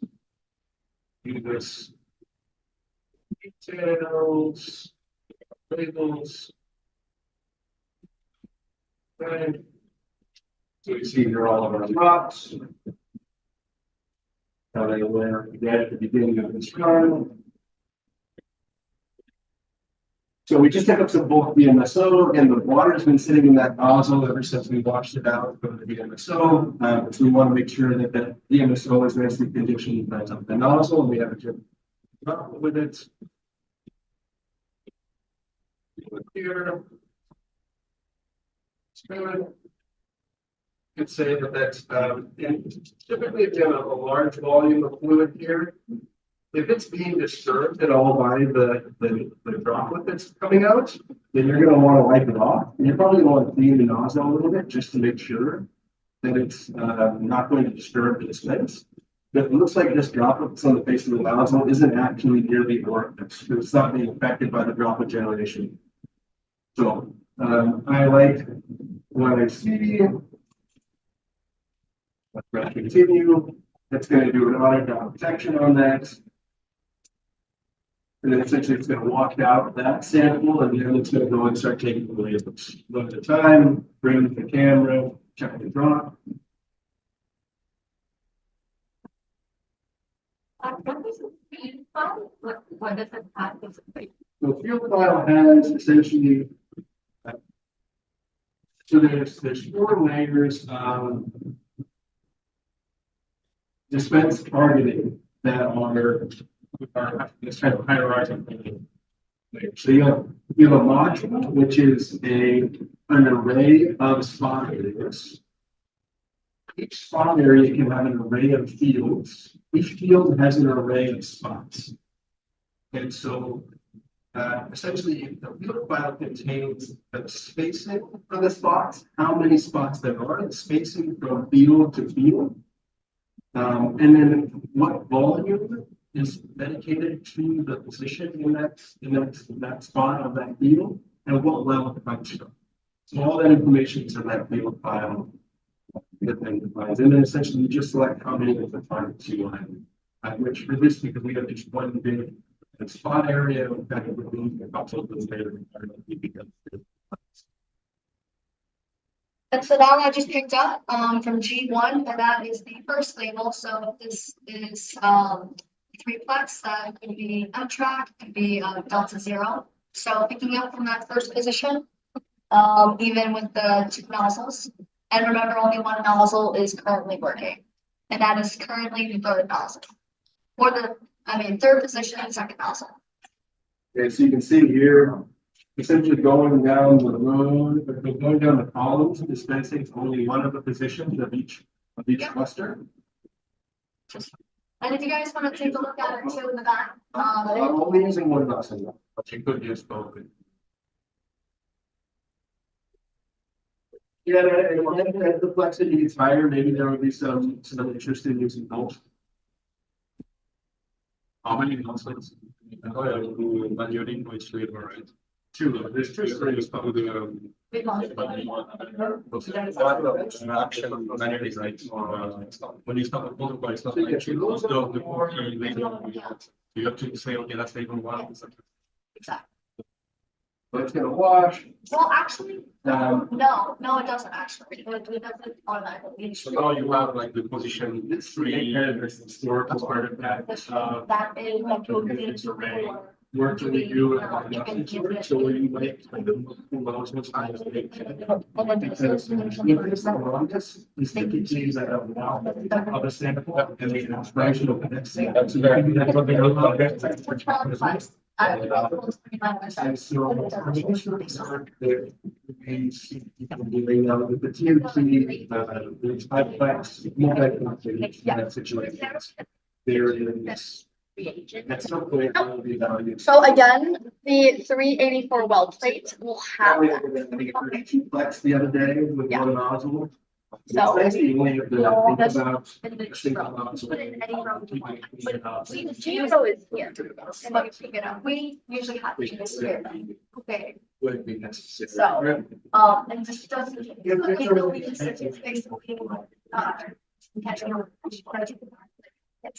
Exactly. It's easier, and we already taught everything, so we had to do some reteaching for this 384 well plate, and it's already there. And also, it's really nice that you have like a 29 plex that we're currently doing, and if you're as we develop higher plex, and hopefully we get to do 109 plex. Press this nozzle setup whenever I want. We want you to do that. Rather than having many press points. That's my problem. Now I'm seeing that this film is being affected by my droplets. And so what I'm gonna do, And this helps, I'm going to once we, do this. and it just keeps going. We're gonna do this PDC manual cleaning step that I yes. just made was. Oh, You don't know, so we're gonna wash this sample out. Because we didn't like how it was dispensing, you could return a certain volume of it to the well plate if you wanted to, since it's PMSO, or so that then puts it yourself in that. Then I'll grab myself a thin wipe. right there.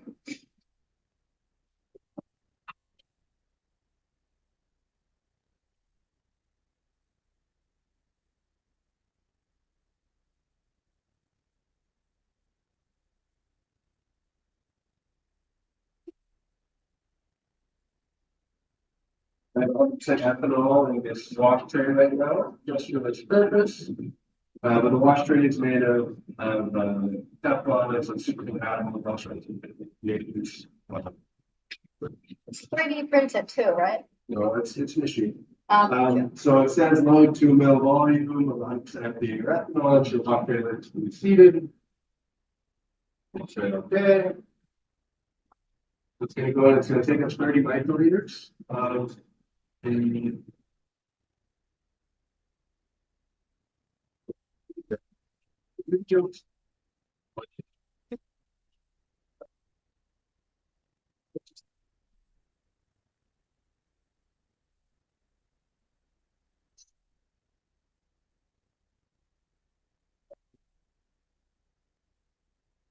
I mean, we have agreed to use xylene and all sorts of crazy solvents to. Alright, so now it's gonna take very chemically, like petition nozzle, and essentially we're gonna flush out kind of 1 microliter per second of the ethanol. Take our chem weight here. And I'm just gonna scrub the base of the nozzle with the ethanol. If you're gonna do this on an uncoated glass nozzle, it will become extremely hard to fill it. When you get it super clean, that would be a problem. But because these are coated nozzles, essentially what you end up exposing is that coating again. It has that kind of well characterized hydrophobicity. Now that's done. Press OK. Gonna wash it out. We'll go check our droplet again. We'll take that sample again. Which is expensive.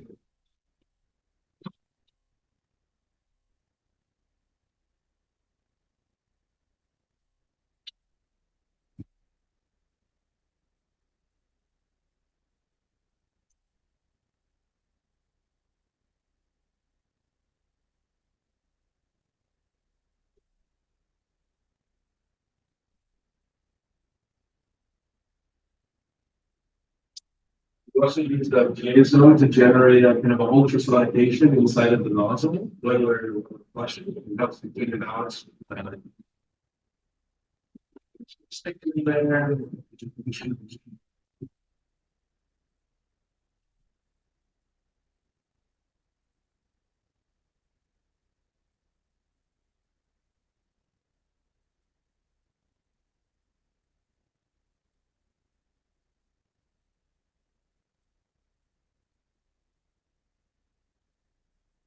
Checking the droplets of the two nozzles. The nozzles are good.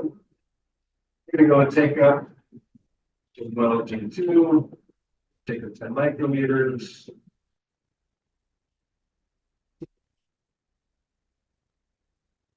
Okay. This morning, you loaded 30 microliters of those wells. I loaded 20. We usually load 20. Do you take up 30? No, I was taking up 10, 10's fine. but I already took it. So Else. let's see. We shall see.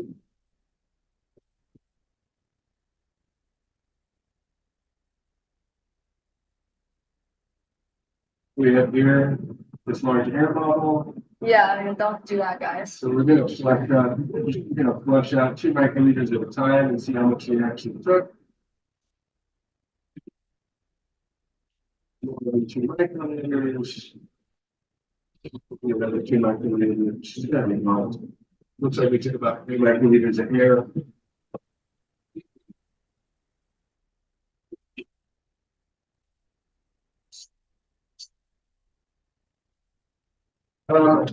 So depending on how you have it set up, so now I have an esophagus. So we can just go and dry this excess vehement stuff off. That's a nozzle.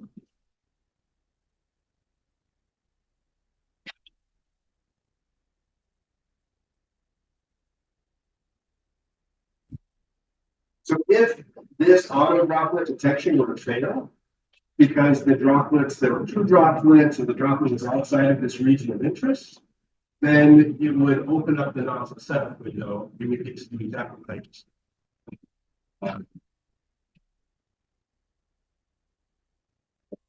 Set it up to essentially skip flows. So in certain kind of production environments, you have these things running overnight, and so instead of like being like, hey, user, come and fix this, it just skips that flow, washes out, maybe there's some revenue, air level, and then we'll move on to the next sample, we'll dispense that, and then at the very end, it'll give you a list of all the samples that failed those pre-auto drops, which then allows you to generate a field file just based on those and rerun all of those.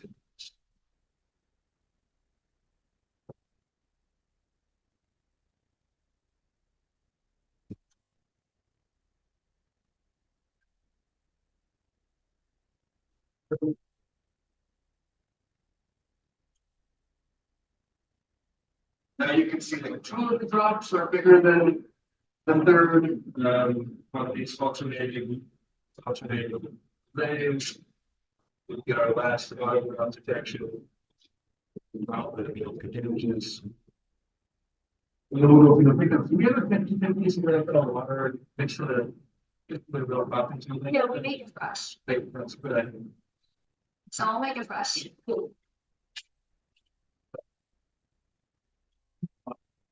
Just long-term random aerial measurements. We're just like you get that capillaries, complex, robotic. So we change out all the tubing every year as part of the PMI. Just to make sure nothing's growing in there and things fall in water and so stuff moving on. There's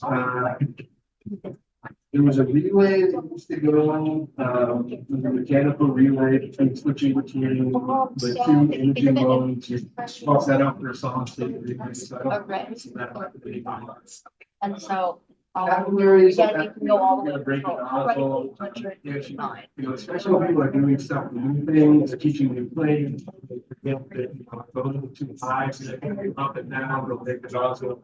Well, once you have everything kind of set up, it's nozzle do it set up, you have reluctance to the water heat up. It's pretty common, and again, I would say you probably find it about 70% of the time.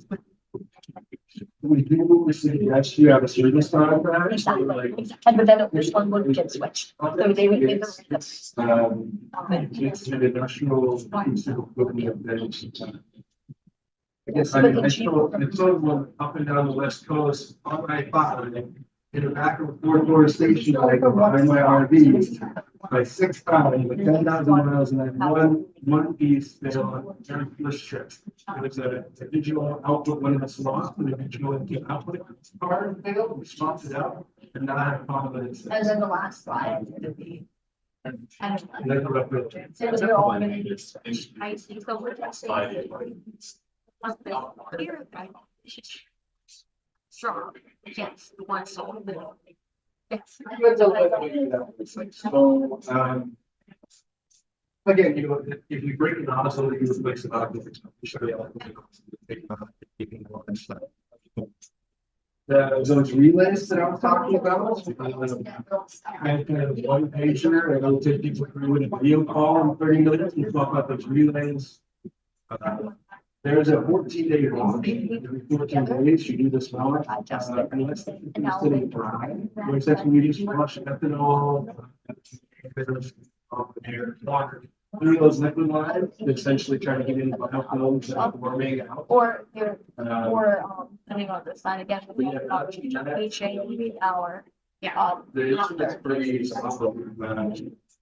They get another 2 seconds shot. There's there's a favorite relay that I've seen. Like it's kind of touchy, and essentially you. Again, I do this remotely with people. You can reset. I don't have to do it twice, but you kind of set it to a test position, turn on the machine, turn it off, set it back to the position, turn it on, and it's fine. So, yeah, I mean, that was definitely one of the very important things for our diagnostics customers who are using these things in production with their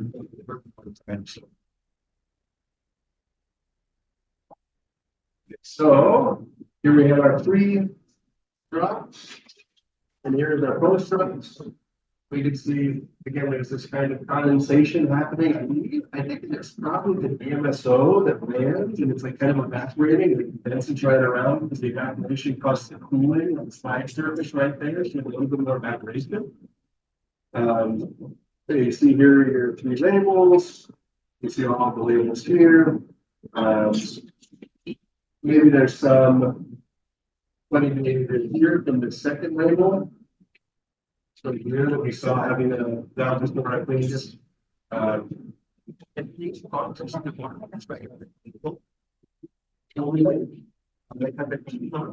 yep, those are all intelligent.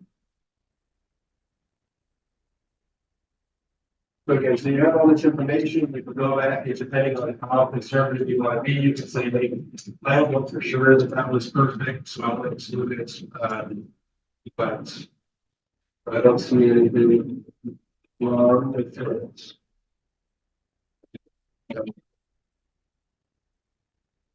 So now, and these other protections, you can see kind of the behavior that I was talking about. So you have to start to get a little funky. This is the after on that droplet. And so we cleaned it before we get this droplets.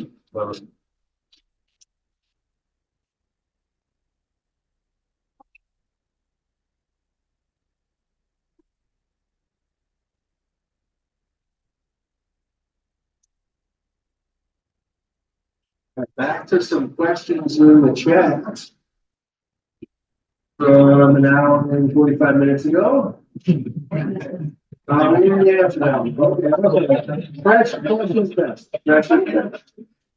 think there will be follow-up.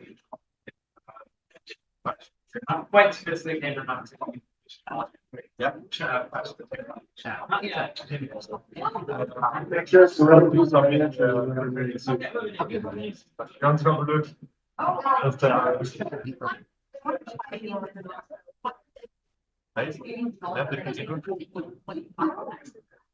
So, Yeah. So the thing is, they want they work like a follow-up label, and I it's not most of that to use start your prediction. It takes it with ethanol, and it's the hospital,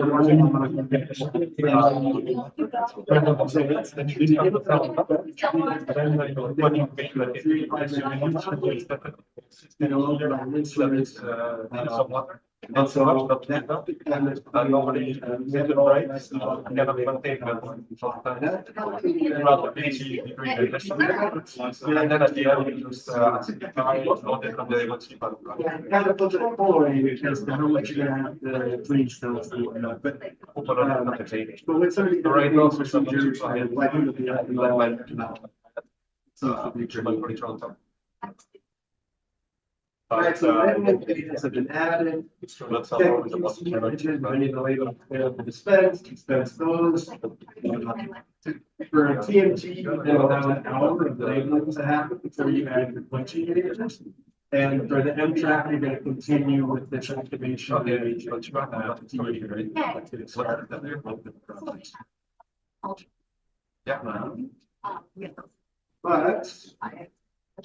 But due to the timing, we're gonna skip to the so the comrade Laura over here is getting some of the seeding ultra in the water ready. No, we're not ready for it.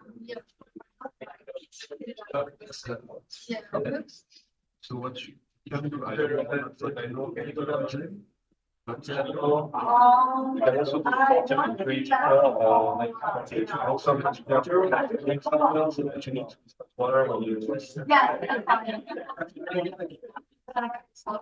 but then can be there. So the run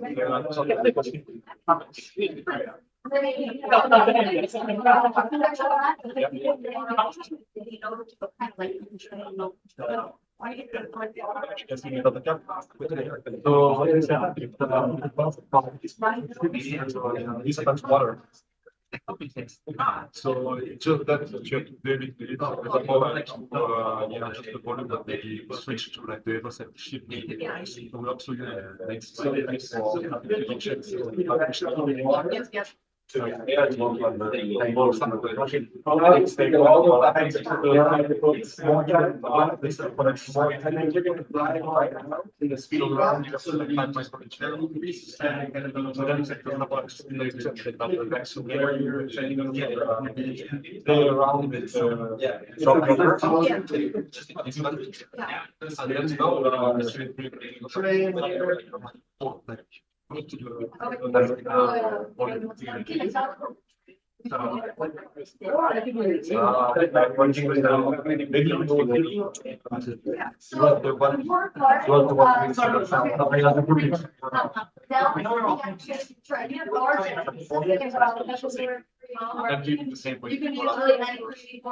it's just figuring out. But anyways, it's important to know that your labels self-design French branch. Some of them go into G, so make sure you don't put your samples in there, depending on your side. So if you can do 5 of them that we're putting into that, and ultimately load it on dollar sampling. So maybe you guys switch it off. The reading labels that Preload this plate with 2 micrometers, 0.1% leading in. we do 0.015%, but same thing, yeah. So, and essentially that just gives a volume with a lot of it, and all of it's kind of cool, but I'm saying, I think that plate is pretty important, but all the single cell for you always be so who work with 3 or 4 plates that balance low binding plates, but you want to finish with one use. I mean, I don't know what you see that. 2 microliters of what's then considered ZVM. Yeah, guys. But it needs to be, All right, so again, now I'm going to come down to our pickup, check the IA. When I go to our fields, pick up one. So because there are so many wells, so many of these kind of cell clusters, we need to pick up the 2 different plates, one of the 384 individual samples. So we can pick up, I believe the first 2 slides go to one plate, the second 2 slides go to a different plate. One. Essentially, we just have a position here that's essentially located for each of those wells. We're just going to check that we all down right.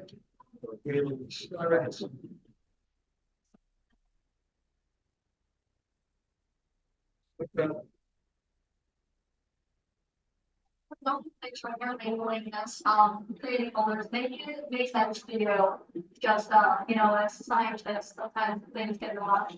Make sure you guys have a rotating system, because at the beginning, we didn't have a rating system, we shoot it up, and it's really easy. Yeah, it's good, we saw it. There ends up being like hundreds of run folders and stuff. Yeah, definitely. Because all the data is there. You just have to find it. And you can name it whatever you want. So like I like that. Make sure it's something that is distinguishable. I'll remember this one. And so I suppose we can take turns looking at this, because pickup is pretty cool. Looking at it rotate and everything, and you have 50% HCN and water mixed together, and then of course when you go into it, which kind of place off the plate. So it is pretty cool. Yeah, so we start off by aspirating, I think it's 5 or 6 microliters of air. We then go and aspirate 12 microliters of this 50-50 acetonitrile water.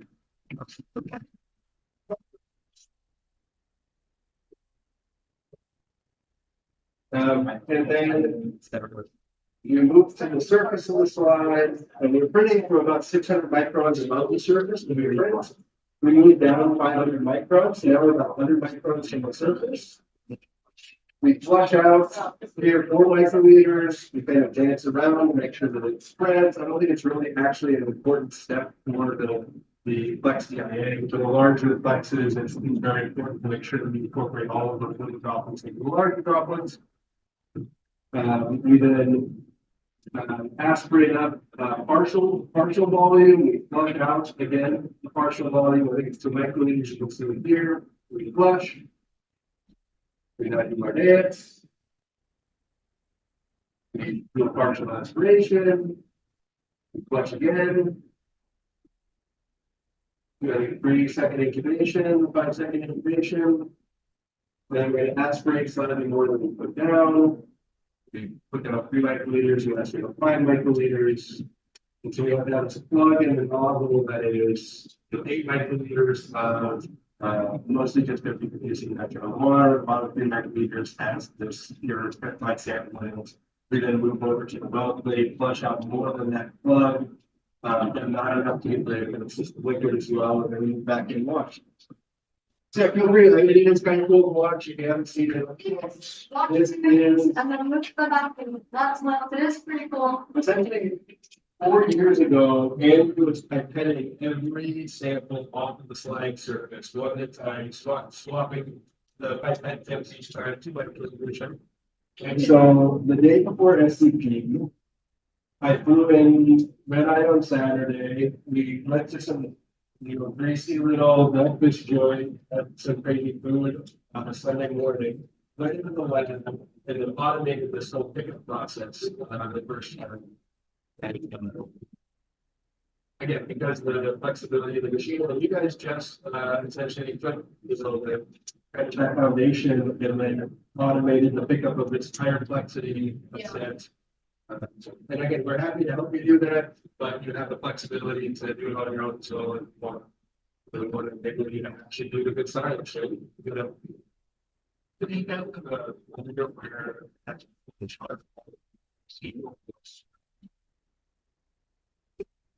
yes, yeah, so we've got a couple of types of documents. We have a full protocol that's split up into 3 sections. The first section is getting started, and everything you gotta buy to get involved. We have the engines, some hardware, accessories for the CMS, all that stuff. Some suggestions on so say that perhaps and that. Then we've got the protocol, which actually takes you through the whole process here, and then we've got a data acquisition and interpretation section, kind of a basic rundown. Today we have plus some more details about how you essentially qualifying your instruments to make sure kind of what you can expect out of single proteomics or mass spec is giving you this kind of a signal from your standards. And then we got these quick reference guides, which essentially it's just supposed to be kind of a landing on that connection with checkboxes if you want. It says this is very quick reading. So a lot of it's done with messages on the screen. But yeah, essentially the goal is that this becomes this kind of very complex, many step process becomes easy because of the automation of saying about machine. I would think that No, matching also this is the head and stuff. So we do we start going through matching but they are saying that so are you planning for and we made a solution over there and then so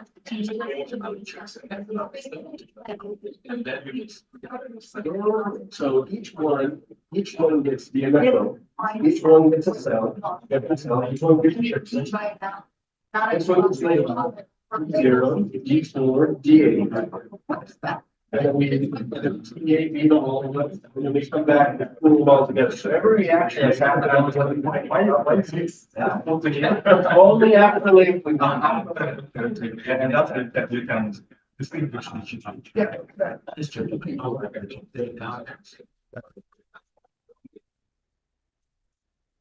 One of the guys on the game is actually one of the guys that's on the south handling it, one of the south there. Possible that actually we want to have both out there and do it. I thought they put the water and actually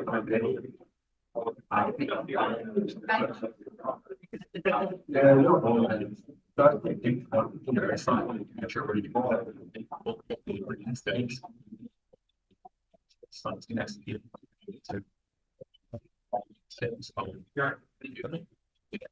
Yeah, so I mean, that's what I mentioned dispensing droplets in the so essentially, the cell one is that the nozzle typically also plays down on the side of the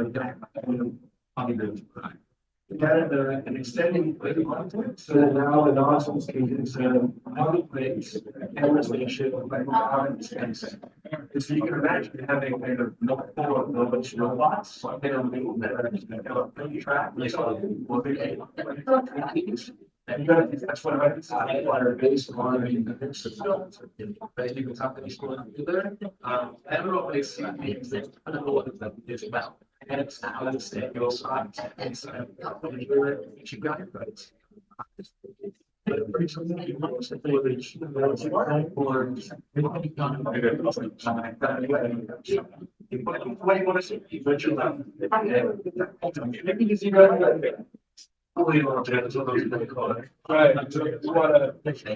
to press a button on our phone. I'll go back to you. Yeah. I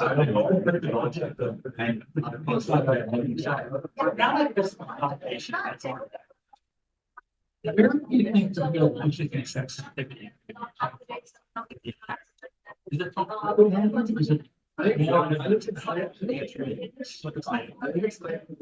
you guys use labels where they were infrared activated and their essentially their organizational efficiency was increased a lot. And then we were, I think something like, I think that's the nice thing. Yes. Pretty close to the suggestion. Yeah. I think maybe there would be some losses on the entire surface. Yeah. I think the but I think the benefits of, you know, if there is some specific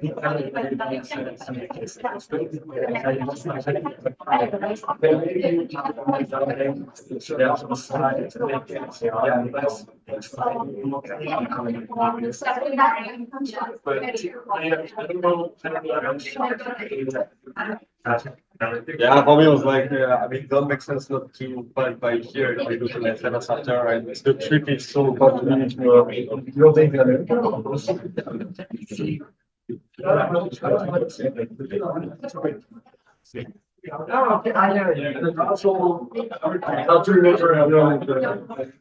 sitting like, yeah, but we can do the dance of it. instead of turning around, there is. Yeah. That's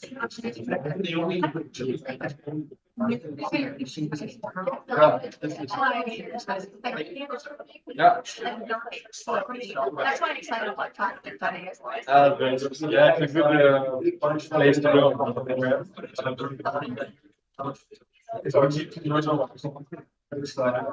And the nodules, and the field are expanding very fast. I think it's also a good timing to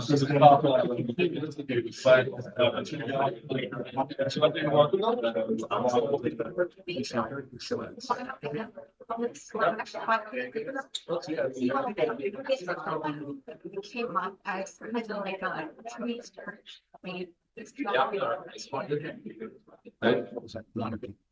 Yeah, to make sure that it's a great break. It's not like Just maybe. Or did you add no, I was there doing it before. Last year I jumped up so much. it was want to talk about is that when they released the new aspect. I heard it was Fine, and then there was so many things like that. It's like, it was like so we needed them like, oh, yeah, I got one. So I got it, but it's like I got it. that was a bit more boring because the group was working on the instrument, I think, a year and a half before the release. So like as soon as I arrived in the group, I already knew, you know, this.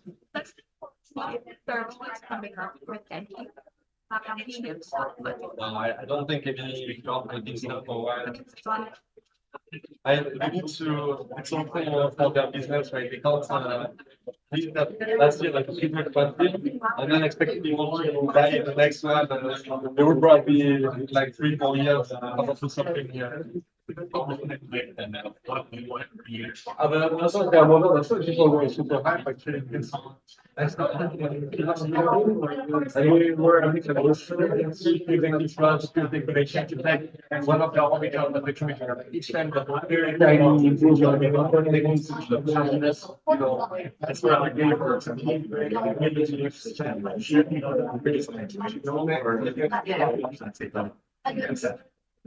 yeah, I mean, I have to think about it. When you have a kid, it's just like all here, all the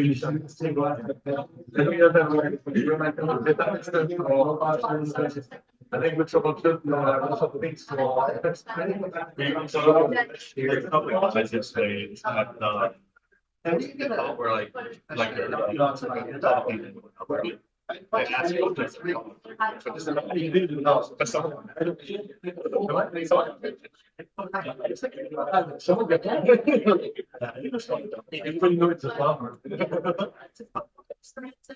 that's it. I think they name it like that because that's patent reasons. So yeah, that's probably all. Everybody knows we do like yeah, like you follow that or post one. Those are all. I mean, you get it. it measures the line type of radio. That's going to be the spectrum, like the masses, basically. So, it measures line type. That's and then it's got a measuring like the orbital of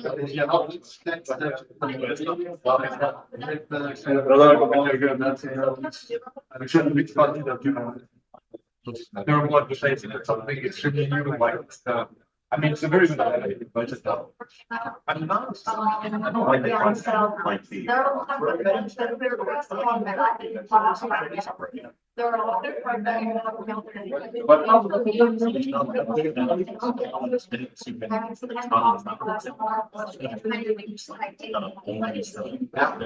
But well, like you always you have like a cone, and then you if you put a nanosecond, it's like so it's half nothing. Yeah, what like climbs from you said the source to the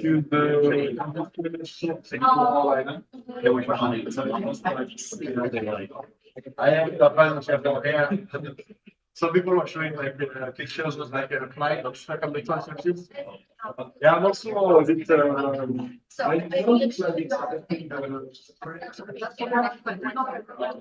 But I'm also not a big fan of this open source. So I mean, I think especially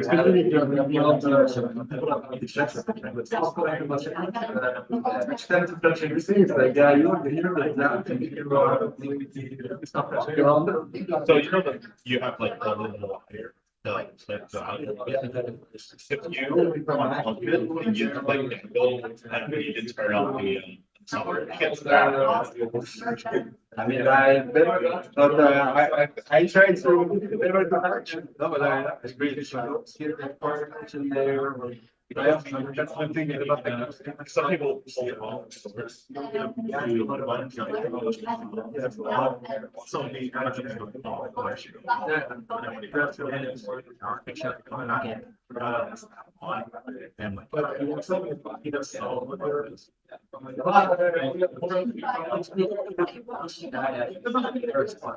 Almost like a static classic part of them. Okay, that's good to know because I mean you're still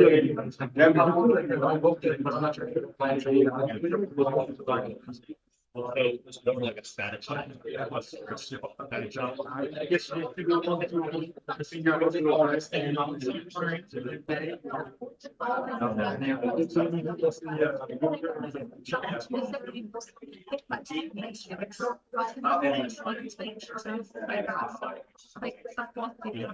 what you have is good shot.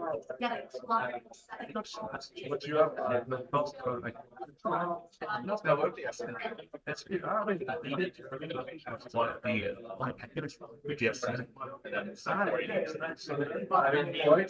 it's just the program of I actually about it didn't need to answer but then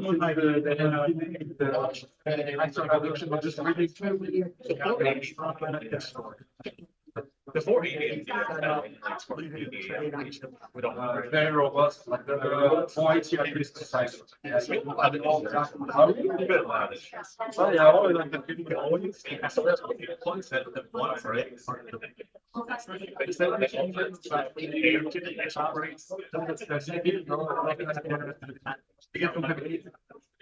And we had extra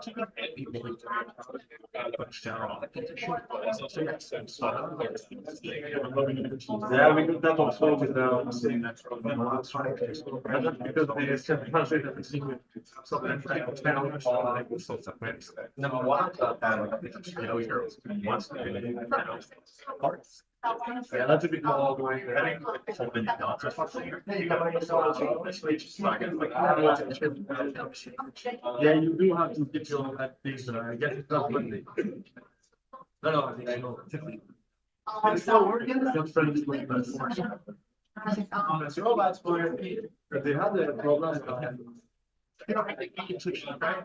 Quite so many with the HH series. I think of the song that they don't get rid of. Then we go it's like many of us. So like I should talk to you say so that's the thing. So series will link so they make that each number of everybody's. Like I get to make the point because they are not sure they can something like set up this point. If there's so many that's in YouTube, sorry, I guess you mentioned there are so many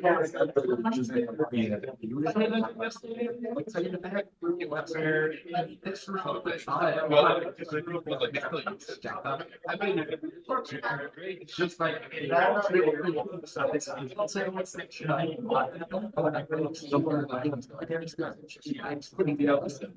so all their yeah, proteomics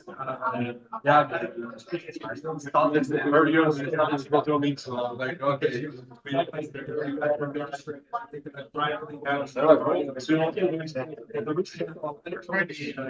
Not of course, yeah,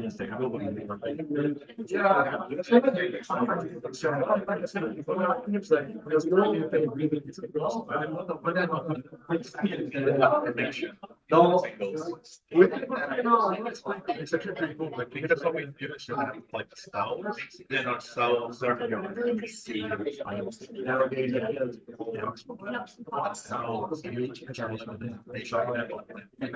no, that you get that even the 20 cells, like 50 cells, especially in the research, there's that really goes up with that.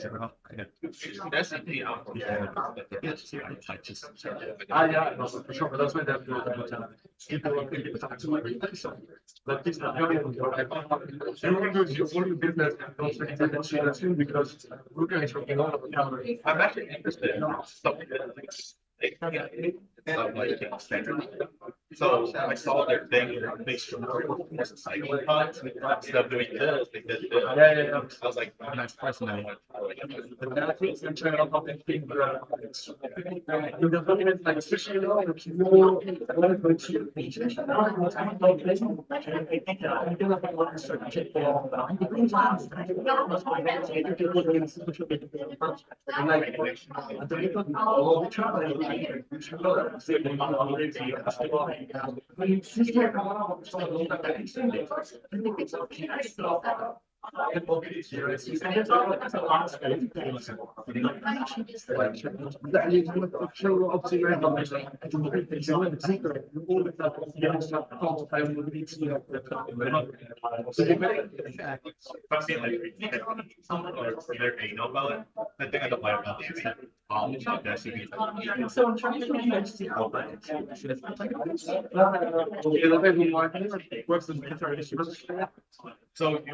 so number of years in the tree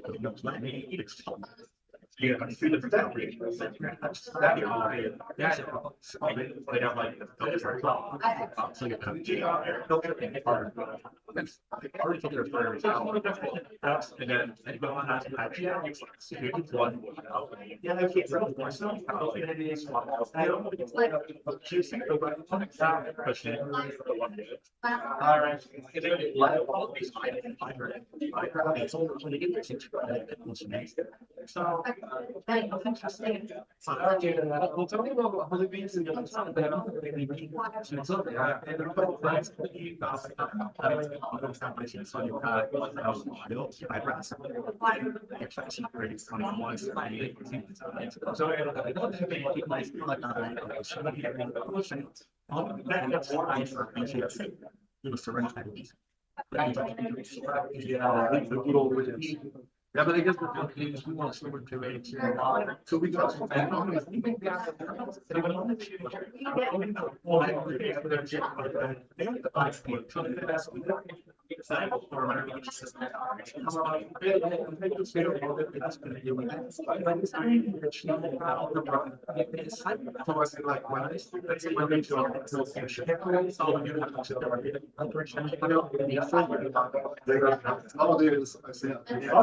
I don't just get into some of the breaks. So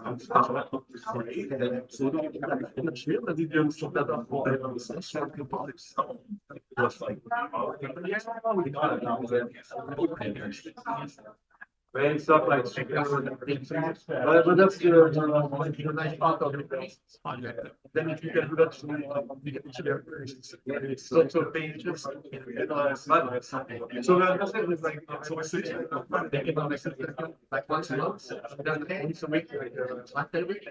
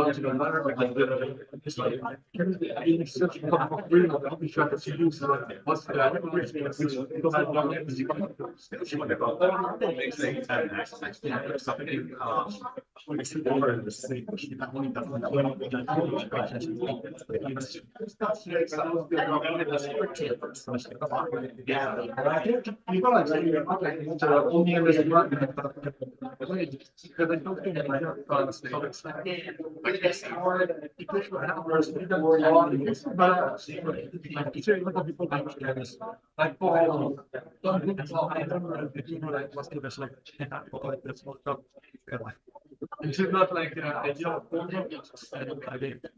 You need to find ways to do most things. But you know, the problem when you need knowledge.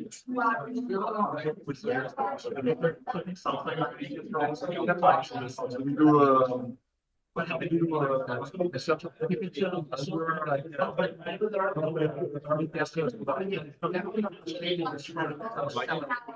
yeah, I think it's great. It's just that we don't all the definitely thing that I'll read like I think we got hands of June already for the next one. I mean, I'll get those things one year. But then we got a bunch of talk like well, I don't think so, but I almost selected the movie in September. I think it's in that, but very good. Back in it's a very channel. Moonlight such a happen to go.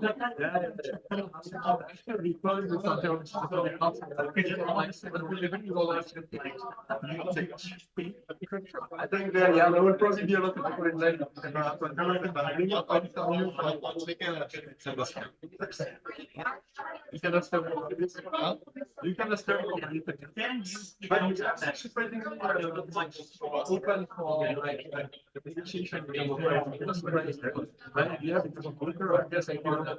It's just something where sorry, option you get that knowledge for it. It's a running. Just orange cubes, yeah, that's fine. But I guess it's a company that's you got the Canadian style of the industry. It's not like it's something for one and what it's essentially prepare the share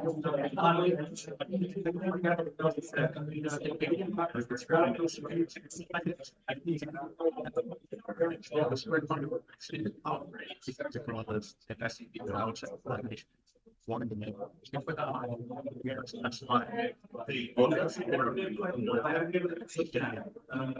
fine. So that's the good part of your charge. I can do how you roll drives you up like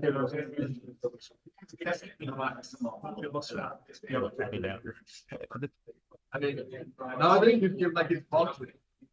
But I said it's higher. The section here, it's a PS. So you're like it's what the go on for now. We said I don't face that one. We need to sit for a little bit and do it. So that's why I'm also like except I get all the first like especially if it's like about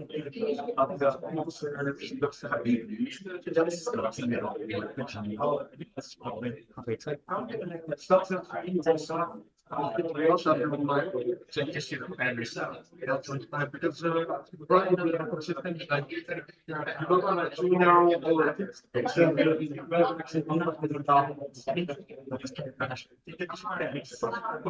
you go to very high on the next I got it from the Jesus Christ. So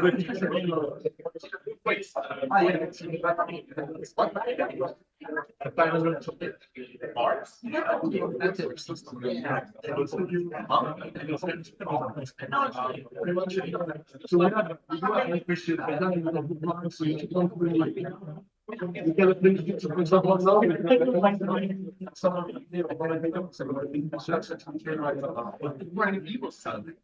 make romantics. It's all that's some of the every year's typical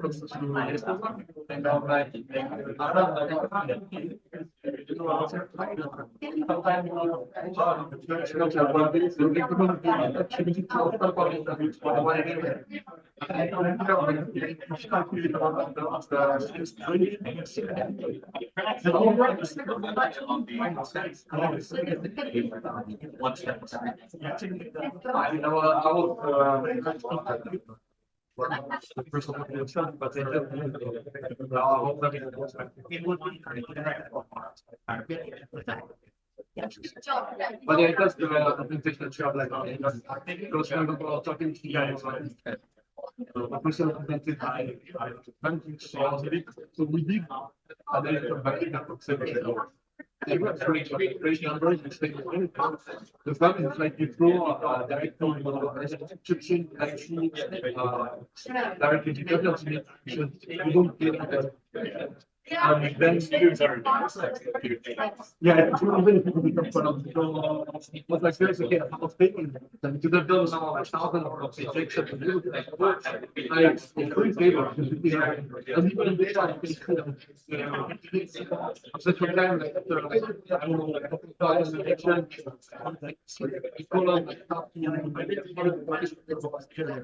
they are so many changes like I think they did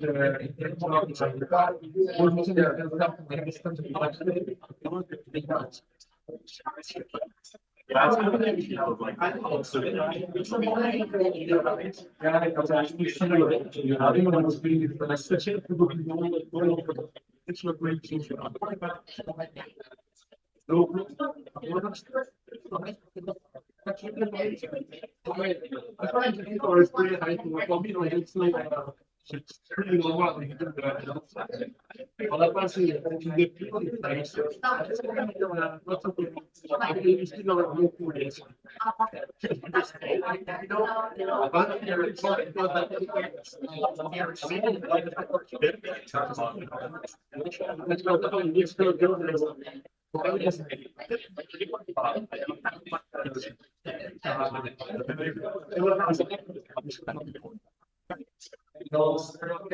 I'm not sure what's being like.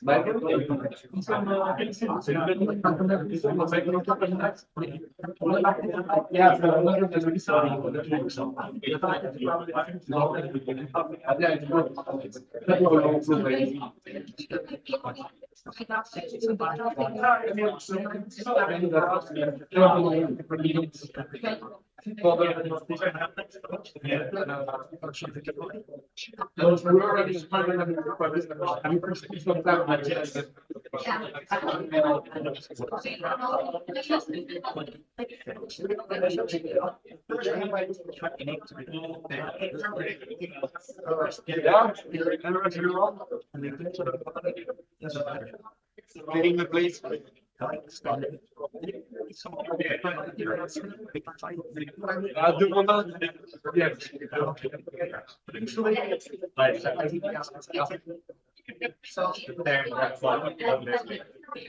This could be fine. We don't have to leave the replay.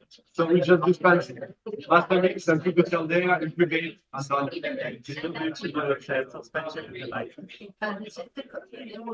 Sorry?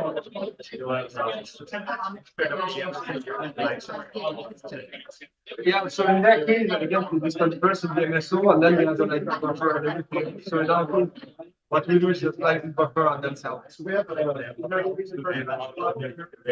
we do 2 hours at 50 degrees, and then we are 50 degrees.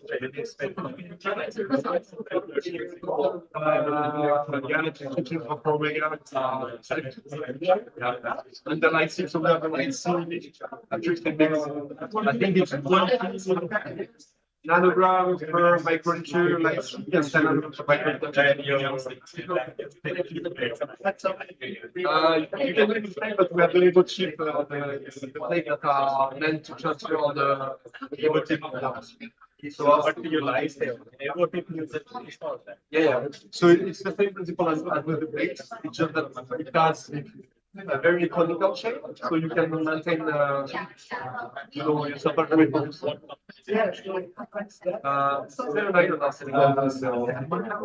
It's called Evo.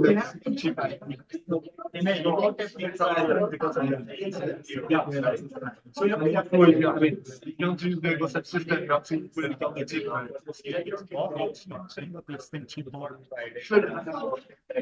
If there was so we have done it, but it's Leduc, so we have to do this.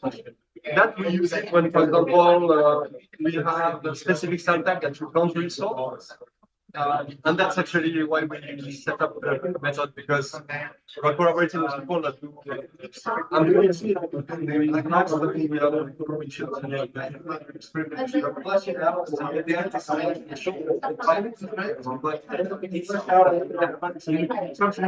it's out there and expect to have it's out there. They are very important. So what we do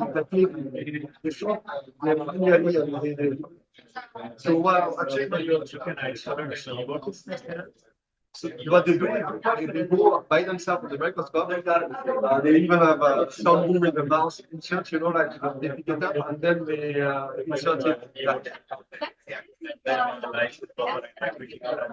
So we take like 2 microliter of like and then they come with the chip with their pipette and they insert the pipette and then read it for cell and then you get the light shift. I don't want to pretty well. Yeah, because I mean, you haven't tried you also the problem is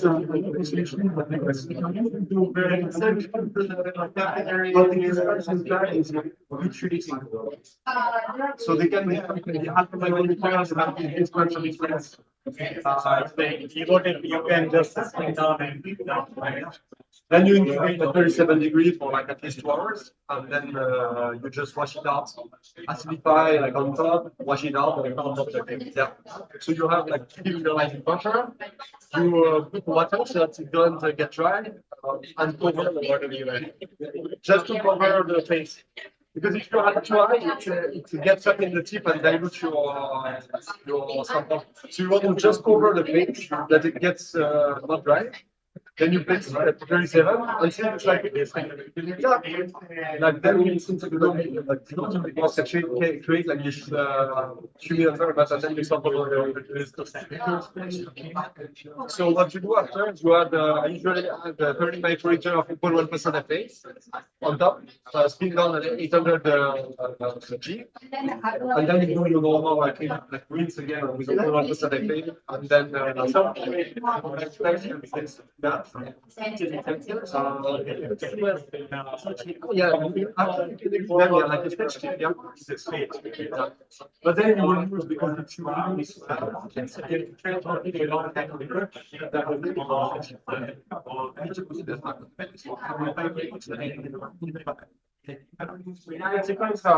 problem you have there is that if you want to do that you don't see manually, you would have to have a kind of short term. So, for example, try with the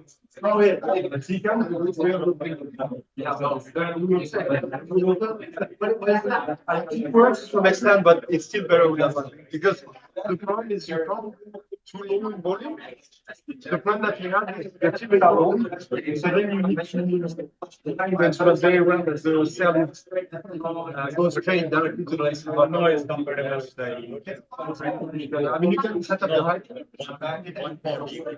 Yeah. But the results are something like, okay, if you have an extra, it's good because then it gives you like pretty good numbers, but it's not optimal.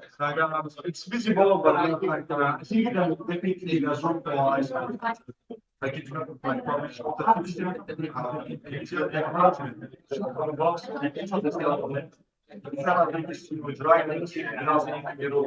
so you see like there are things like it's not the case you're only doing the net cells, it's actually but it's not okay, but nothing like if you have the option to have that, I would use that.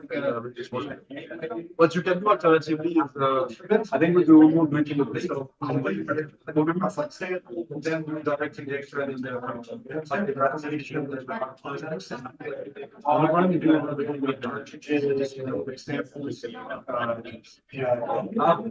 I mean, it works without building up, but I guess it's probably not good for the system. I haven't done pro run on that.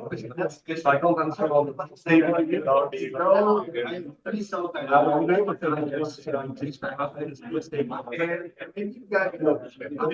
It's always sounds like there are some that but actually, that's also whatever you do with the actual works because it's so scientific like you get numbers, but then you should always like compare to like the state of the art, which at that point is the second one. And then if you compare like for example the inputs or the numbers are greatly reduced. That's what you Yeah. The problem is always that if you have a ton of budget, it's very easy. If you have a bit less budget, then you need to be creative, right? But you can make it work. It's just that, of course, you won't have the best idea.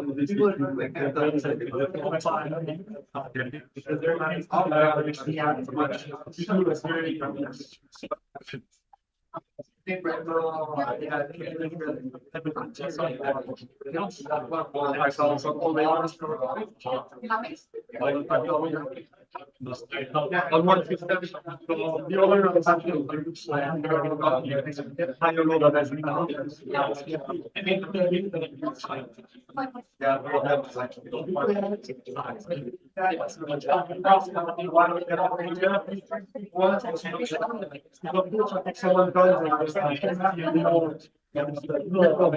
sensitivity enrichment and anything sometimes. Also mentioned yesterday around like they could actually have the type so yeah, but I mean, of course, you need to have everything like watching is great. And some of them on point. Usually, I would say like for Kila, so that's also with the matching and library and everything. So with the 80 support without matching nothing, single file, you should be around 3,500 content. With the matching, you go probably have like 2,500. With Spectral library, it's from yeah, to get. So we tested with Spectral library, or I think what we do is make like this 20 cells with your API, and you just run them and do direct GIS. So Spectral library now, you get the same number than if you put a library. So pretty similar. But what I like about that is like you need to do a library for each time point that I do. And then it becomes complicated, so it's easier to just have this 20 cells carrier that helps you with signal. And then I think you gain like 1,000 IC probably on that. To do that, but on single file you have more than 3,000 IC for sure, even without matching.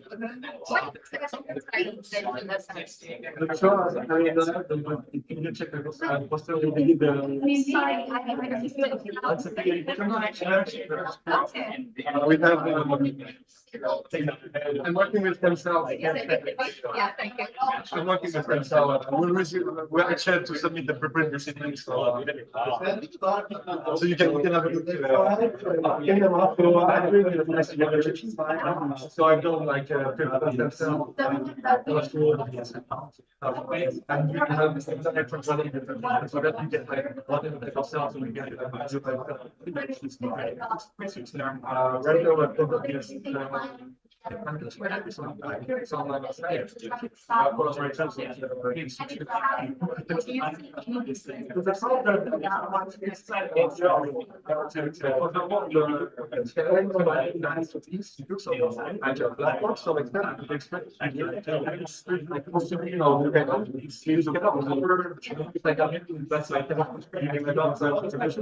we're probably and they also just book and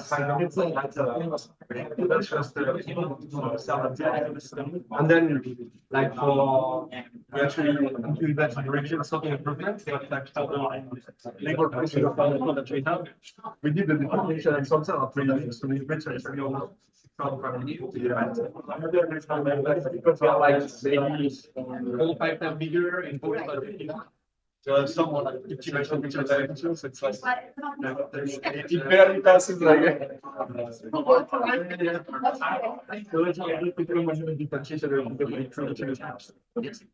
we do the moment we have large cooperation. So let's say comparison of here last week, so human stem cell and human reproduction agreements at the same stage. So that's the pitch against last week. For the last week, actually we don't solve them there. So now it's we can say digestion is also pretty good. You have a bit less number, but so far I've managed to associate when they are very small, we reach around like more than 2,000 particle. While with the second one, we are more you still have like other different, but you have different. If they get, for example, like the shape of utilizing something, we understand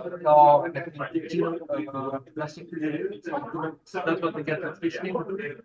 Total, you come to them there, they will see the possible piece that's not enough to dissect them manually. So acquisition, you do it at the DIA book? Yes. Yeah, so technically, about this against we are making but then we become the matching with the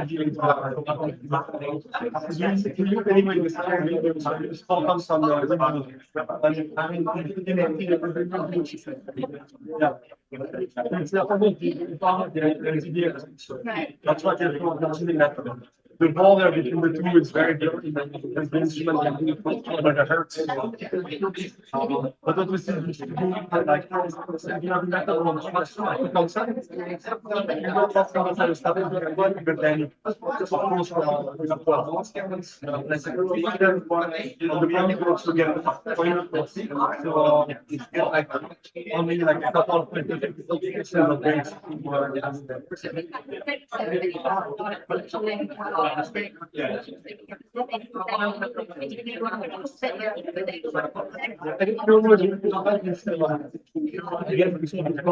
let's just say that implementation, right?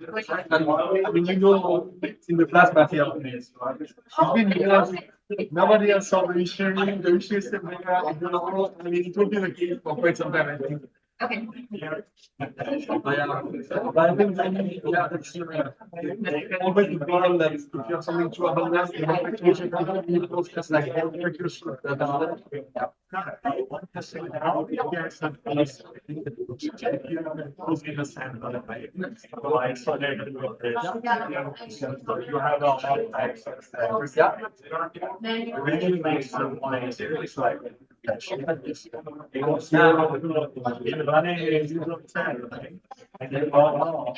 That's enough. That part, I want to have a question maybe in 1 month or two, it will come like the details. But the thing is, You can do it the same way that maybe in essential proteomics now they set up like this all this machine learning, to kind of look at markers. But you have I can see that you can say, okay, what's that for these markers? Say you need again or You can set markers. Like, not you like you have this goal was So right now, I haven't used the poster, but I think you're looking at this big, and if you look, I went roughly manually because of the part that I know. You can pretty much see like there's some 4-5 months buffers, the buffer side that only means cells that you mean those I don't know what this thing to your board was, but I think about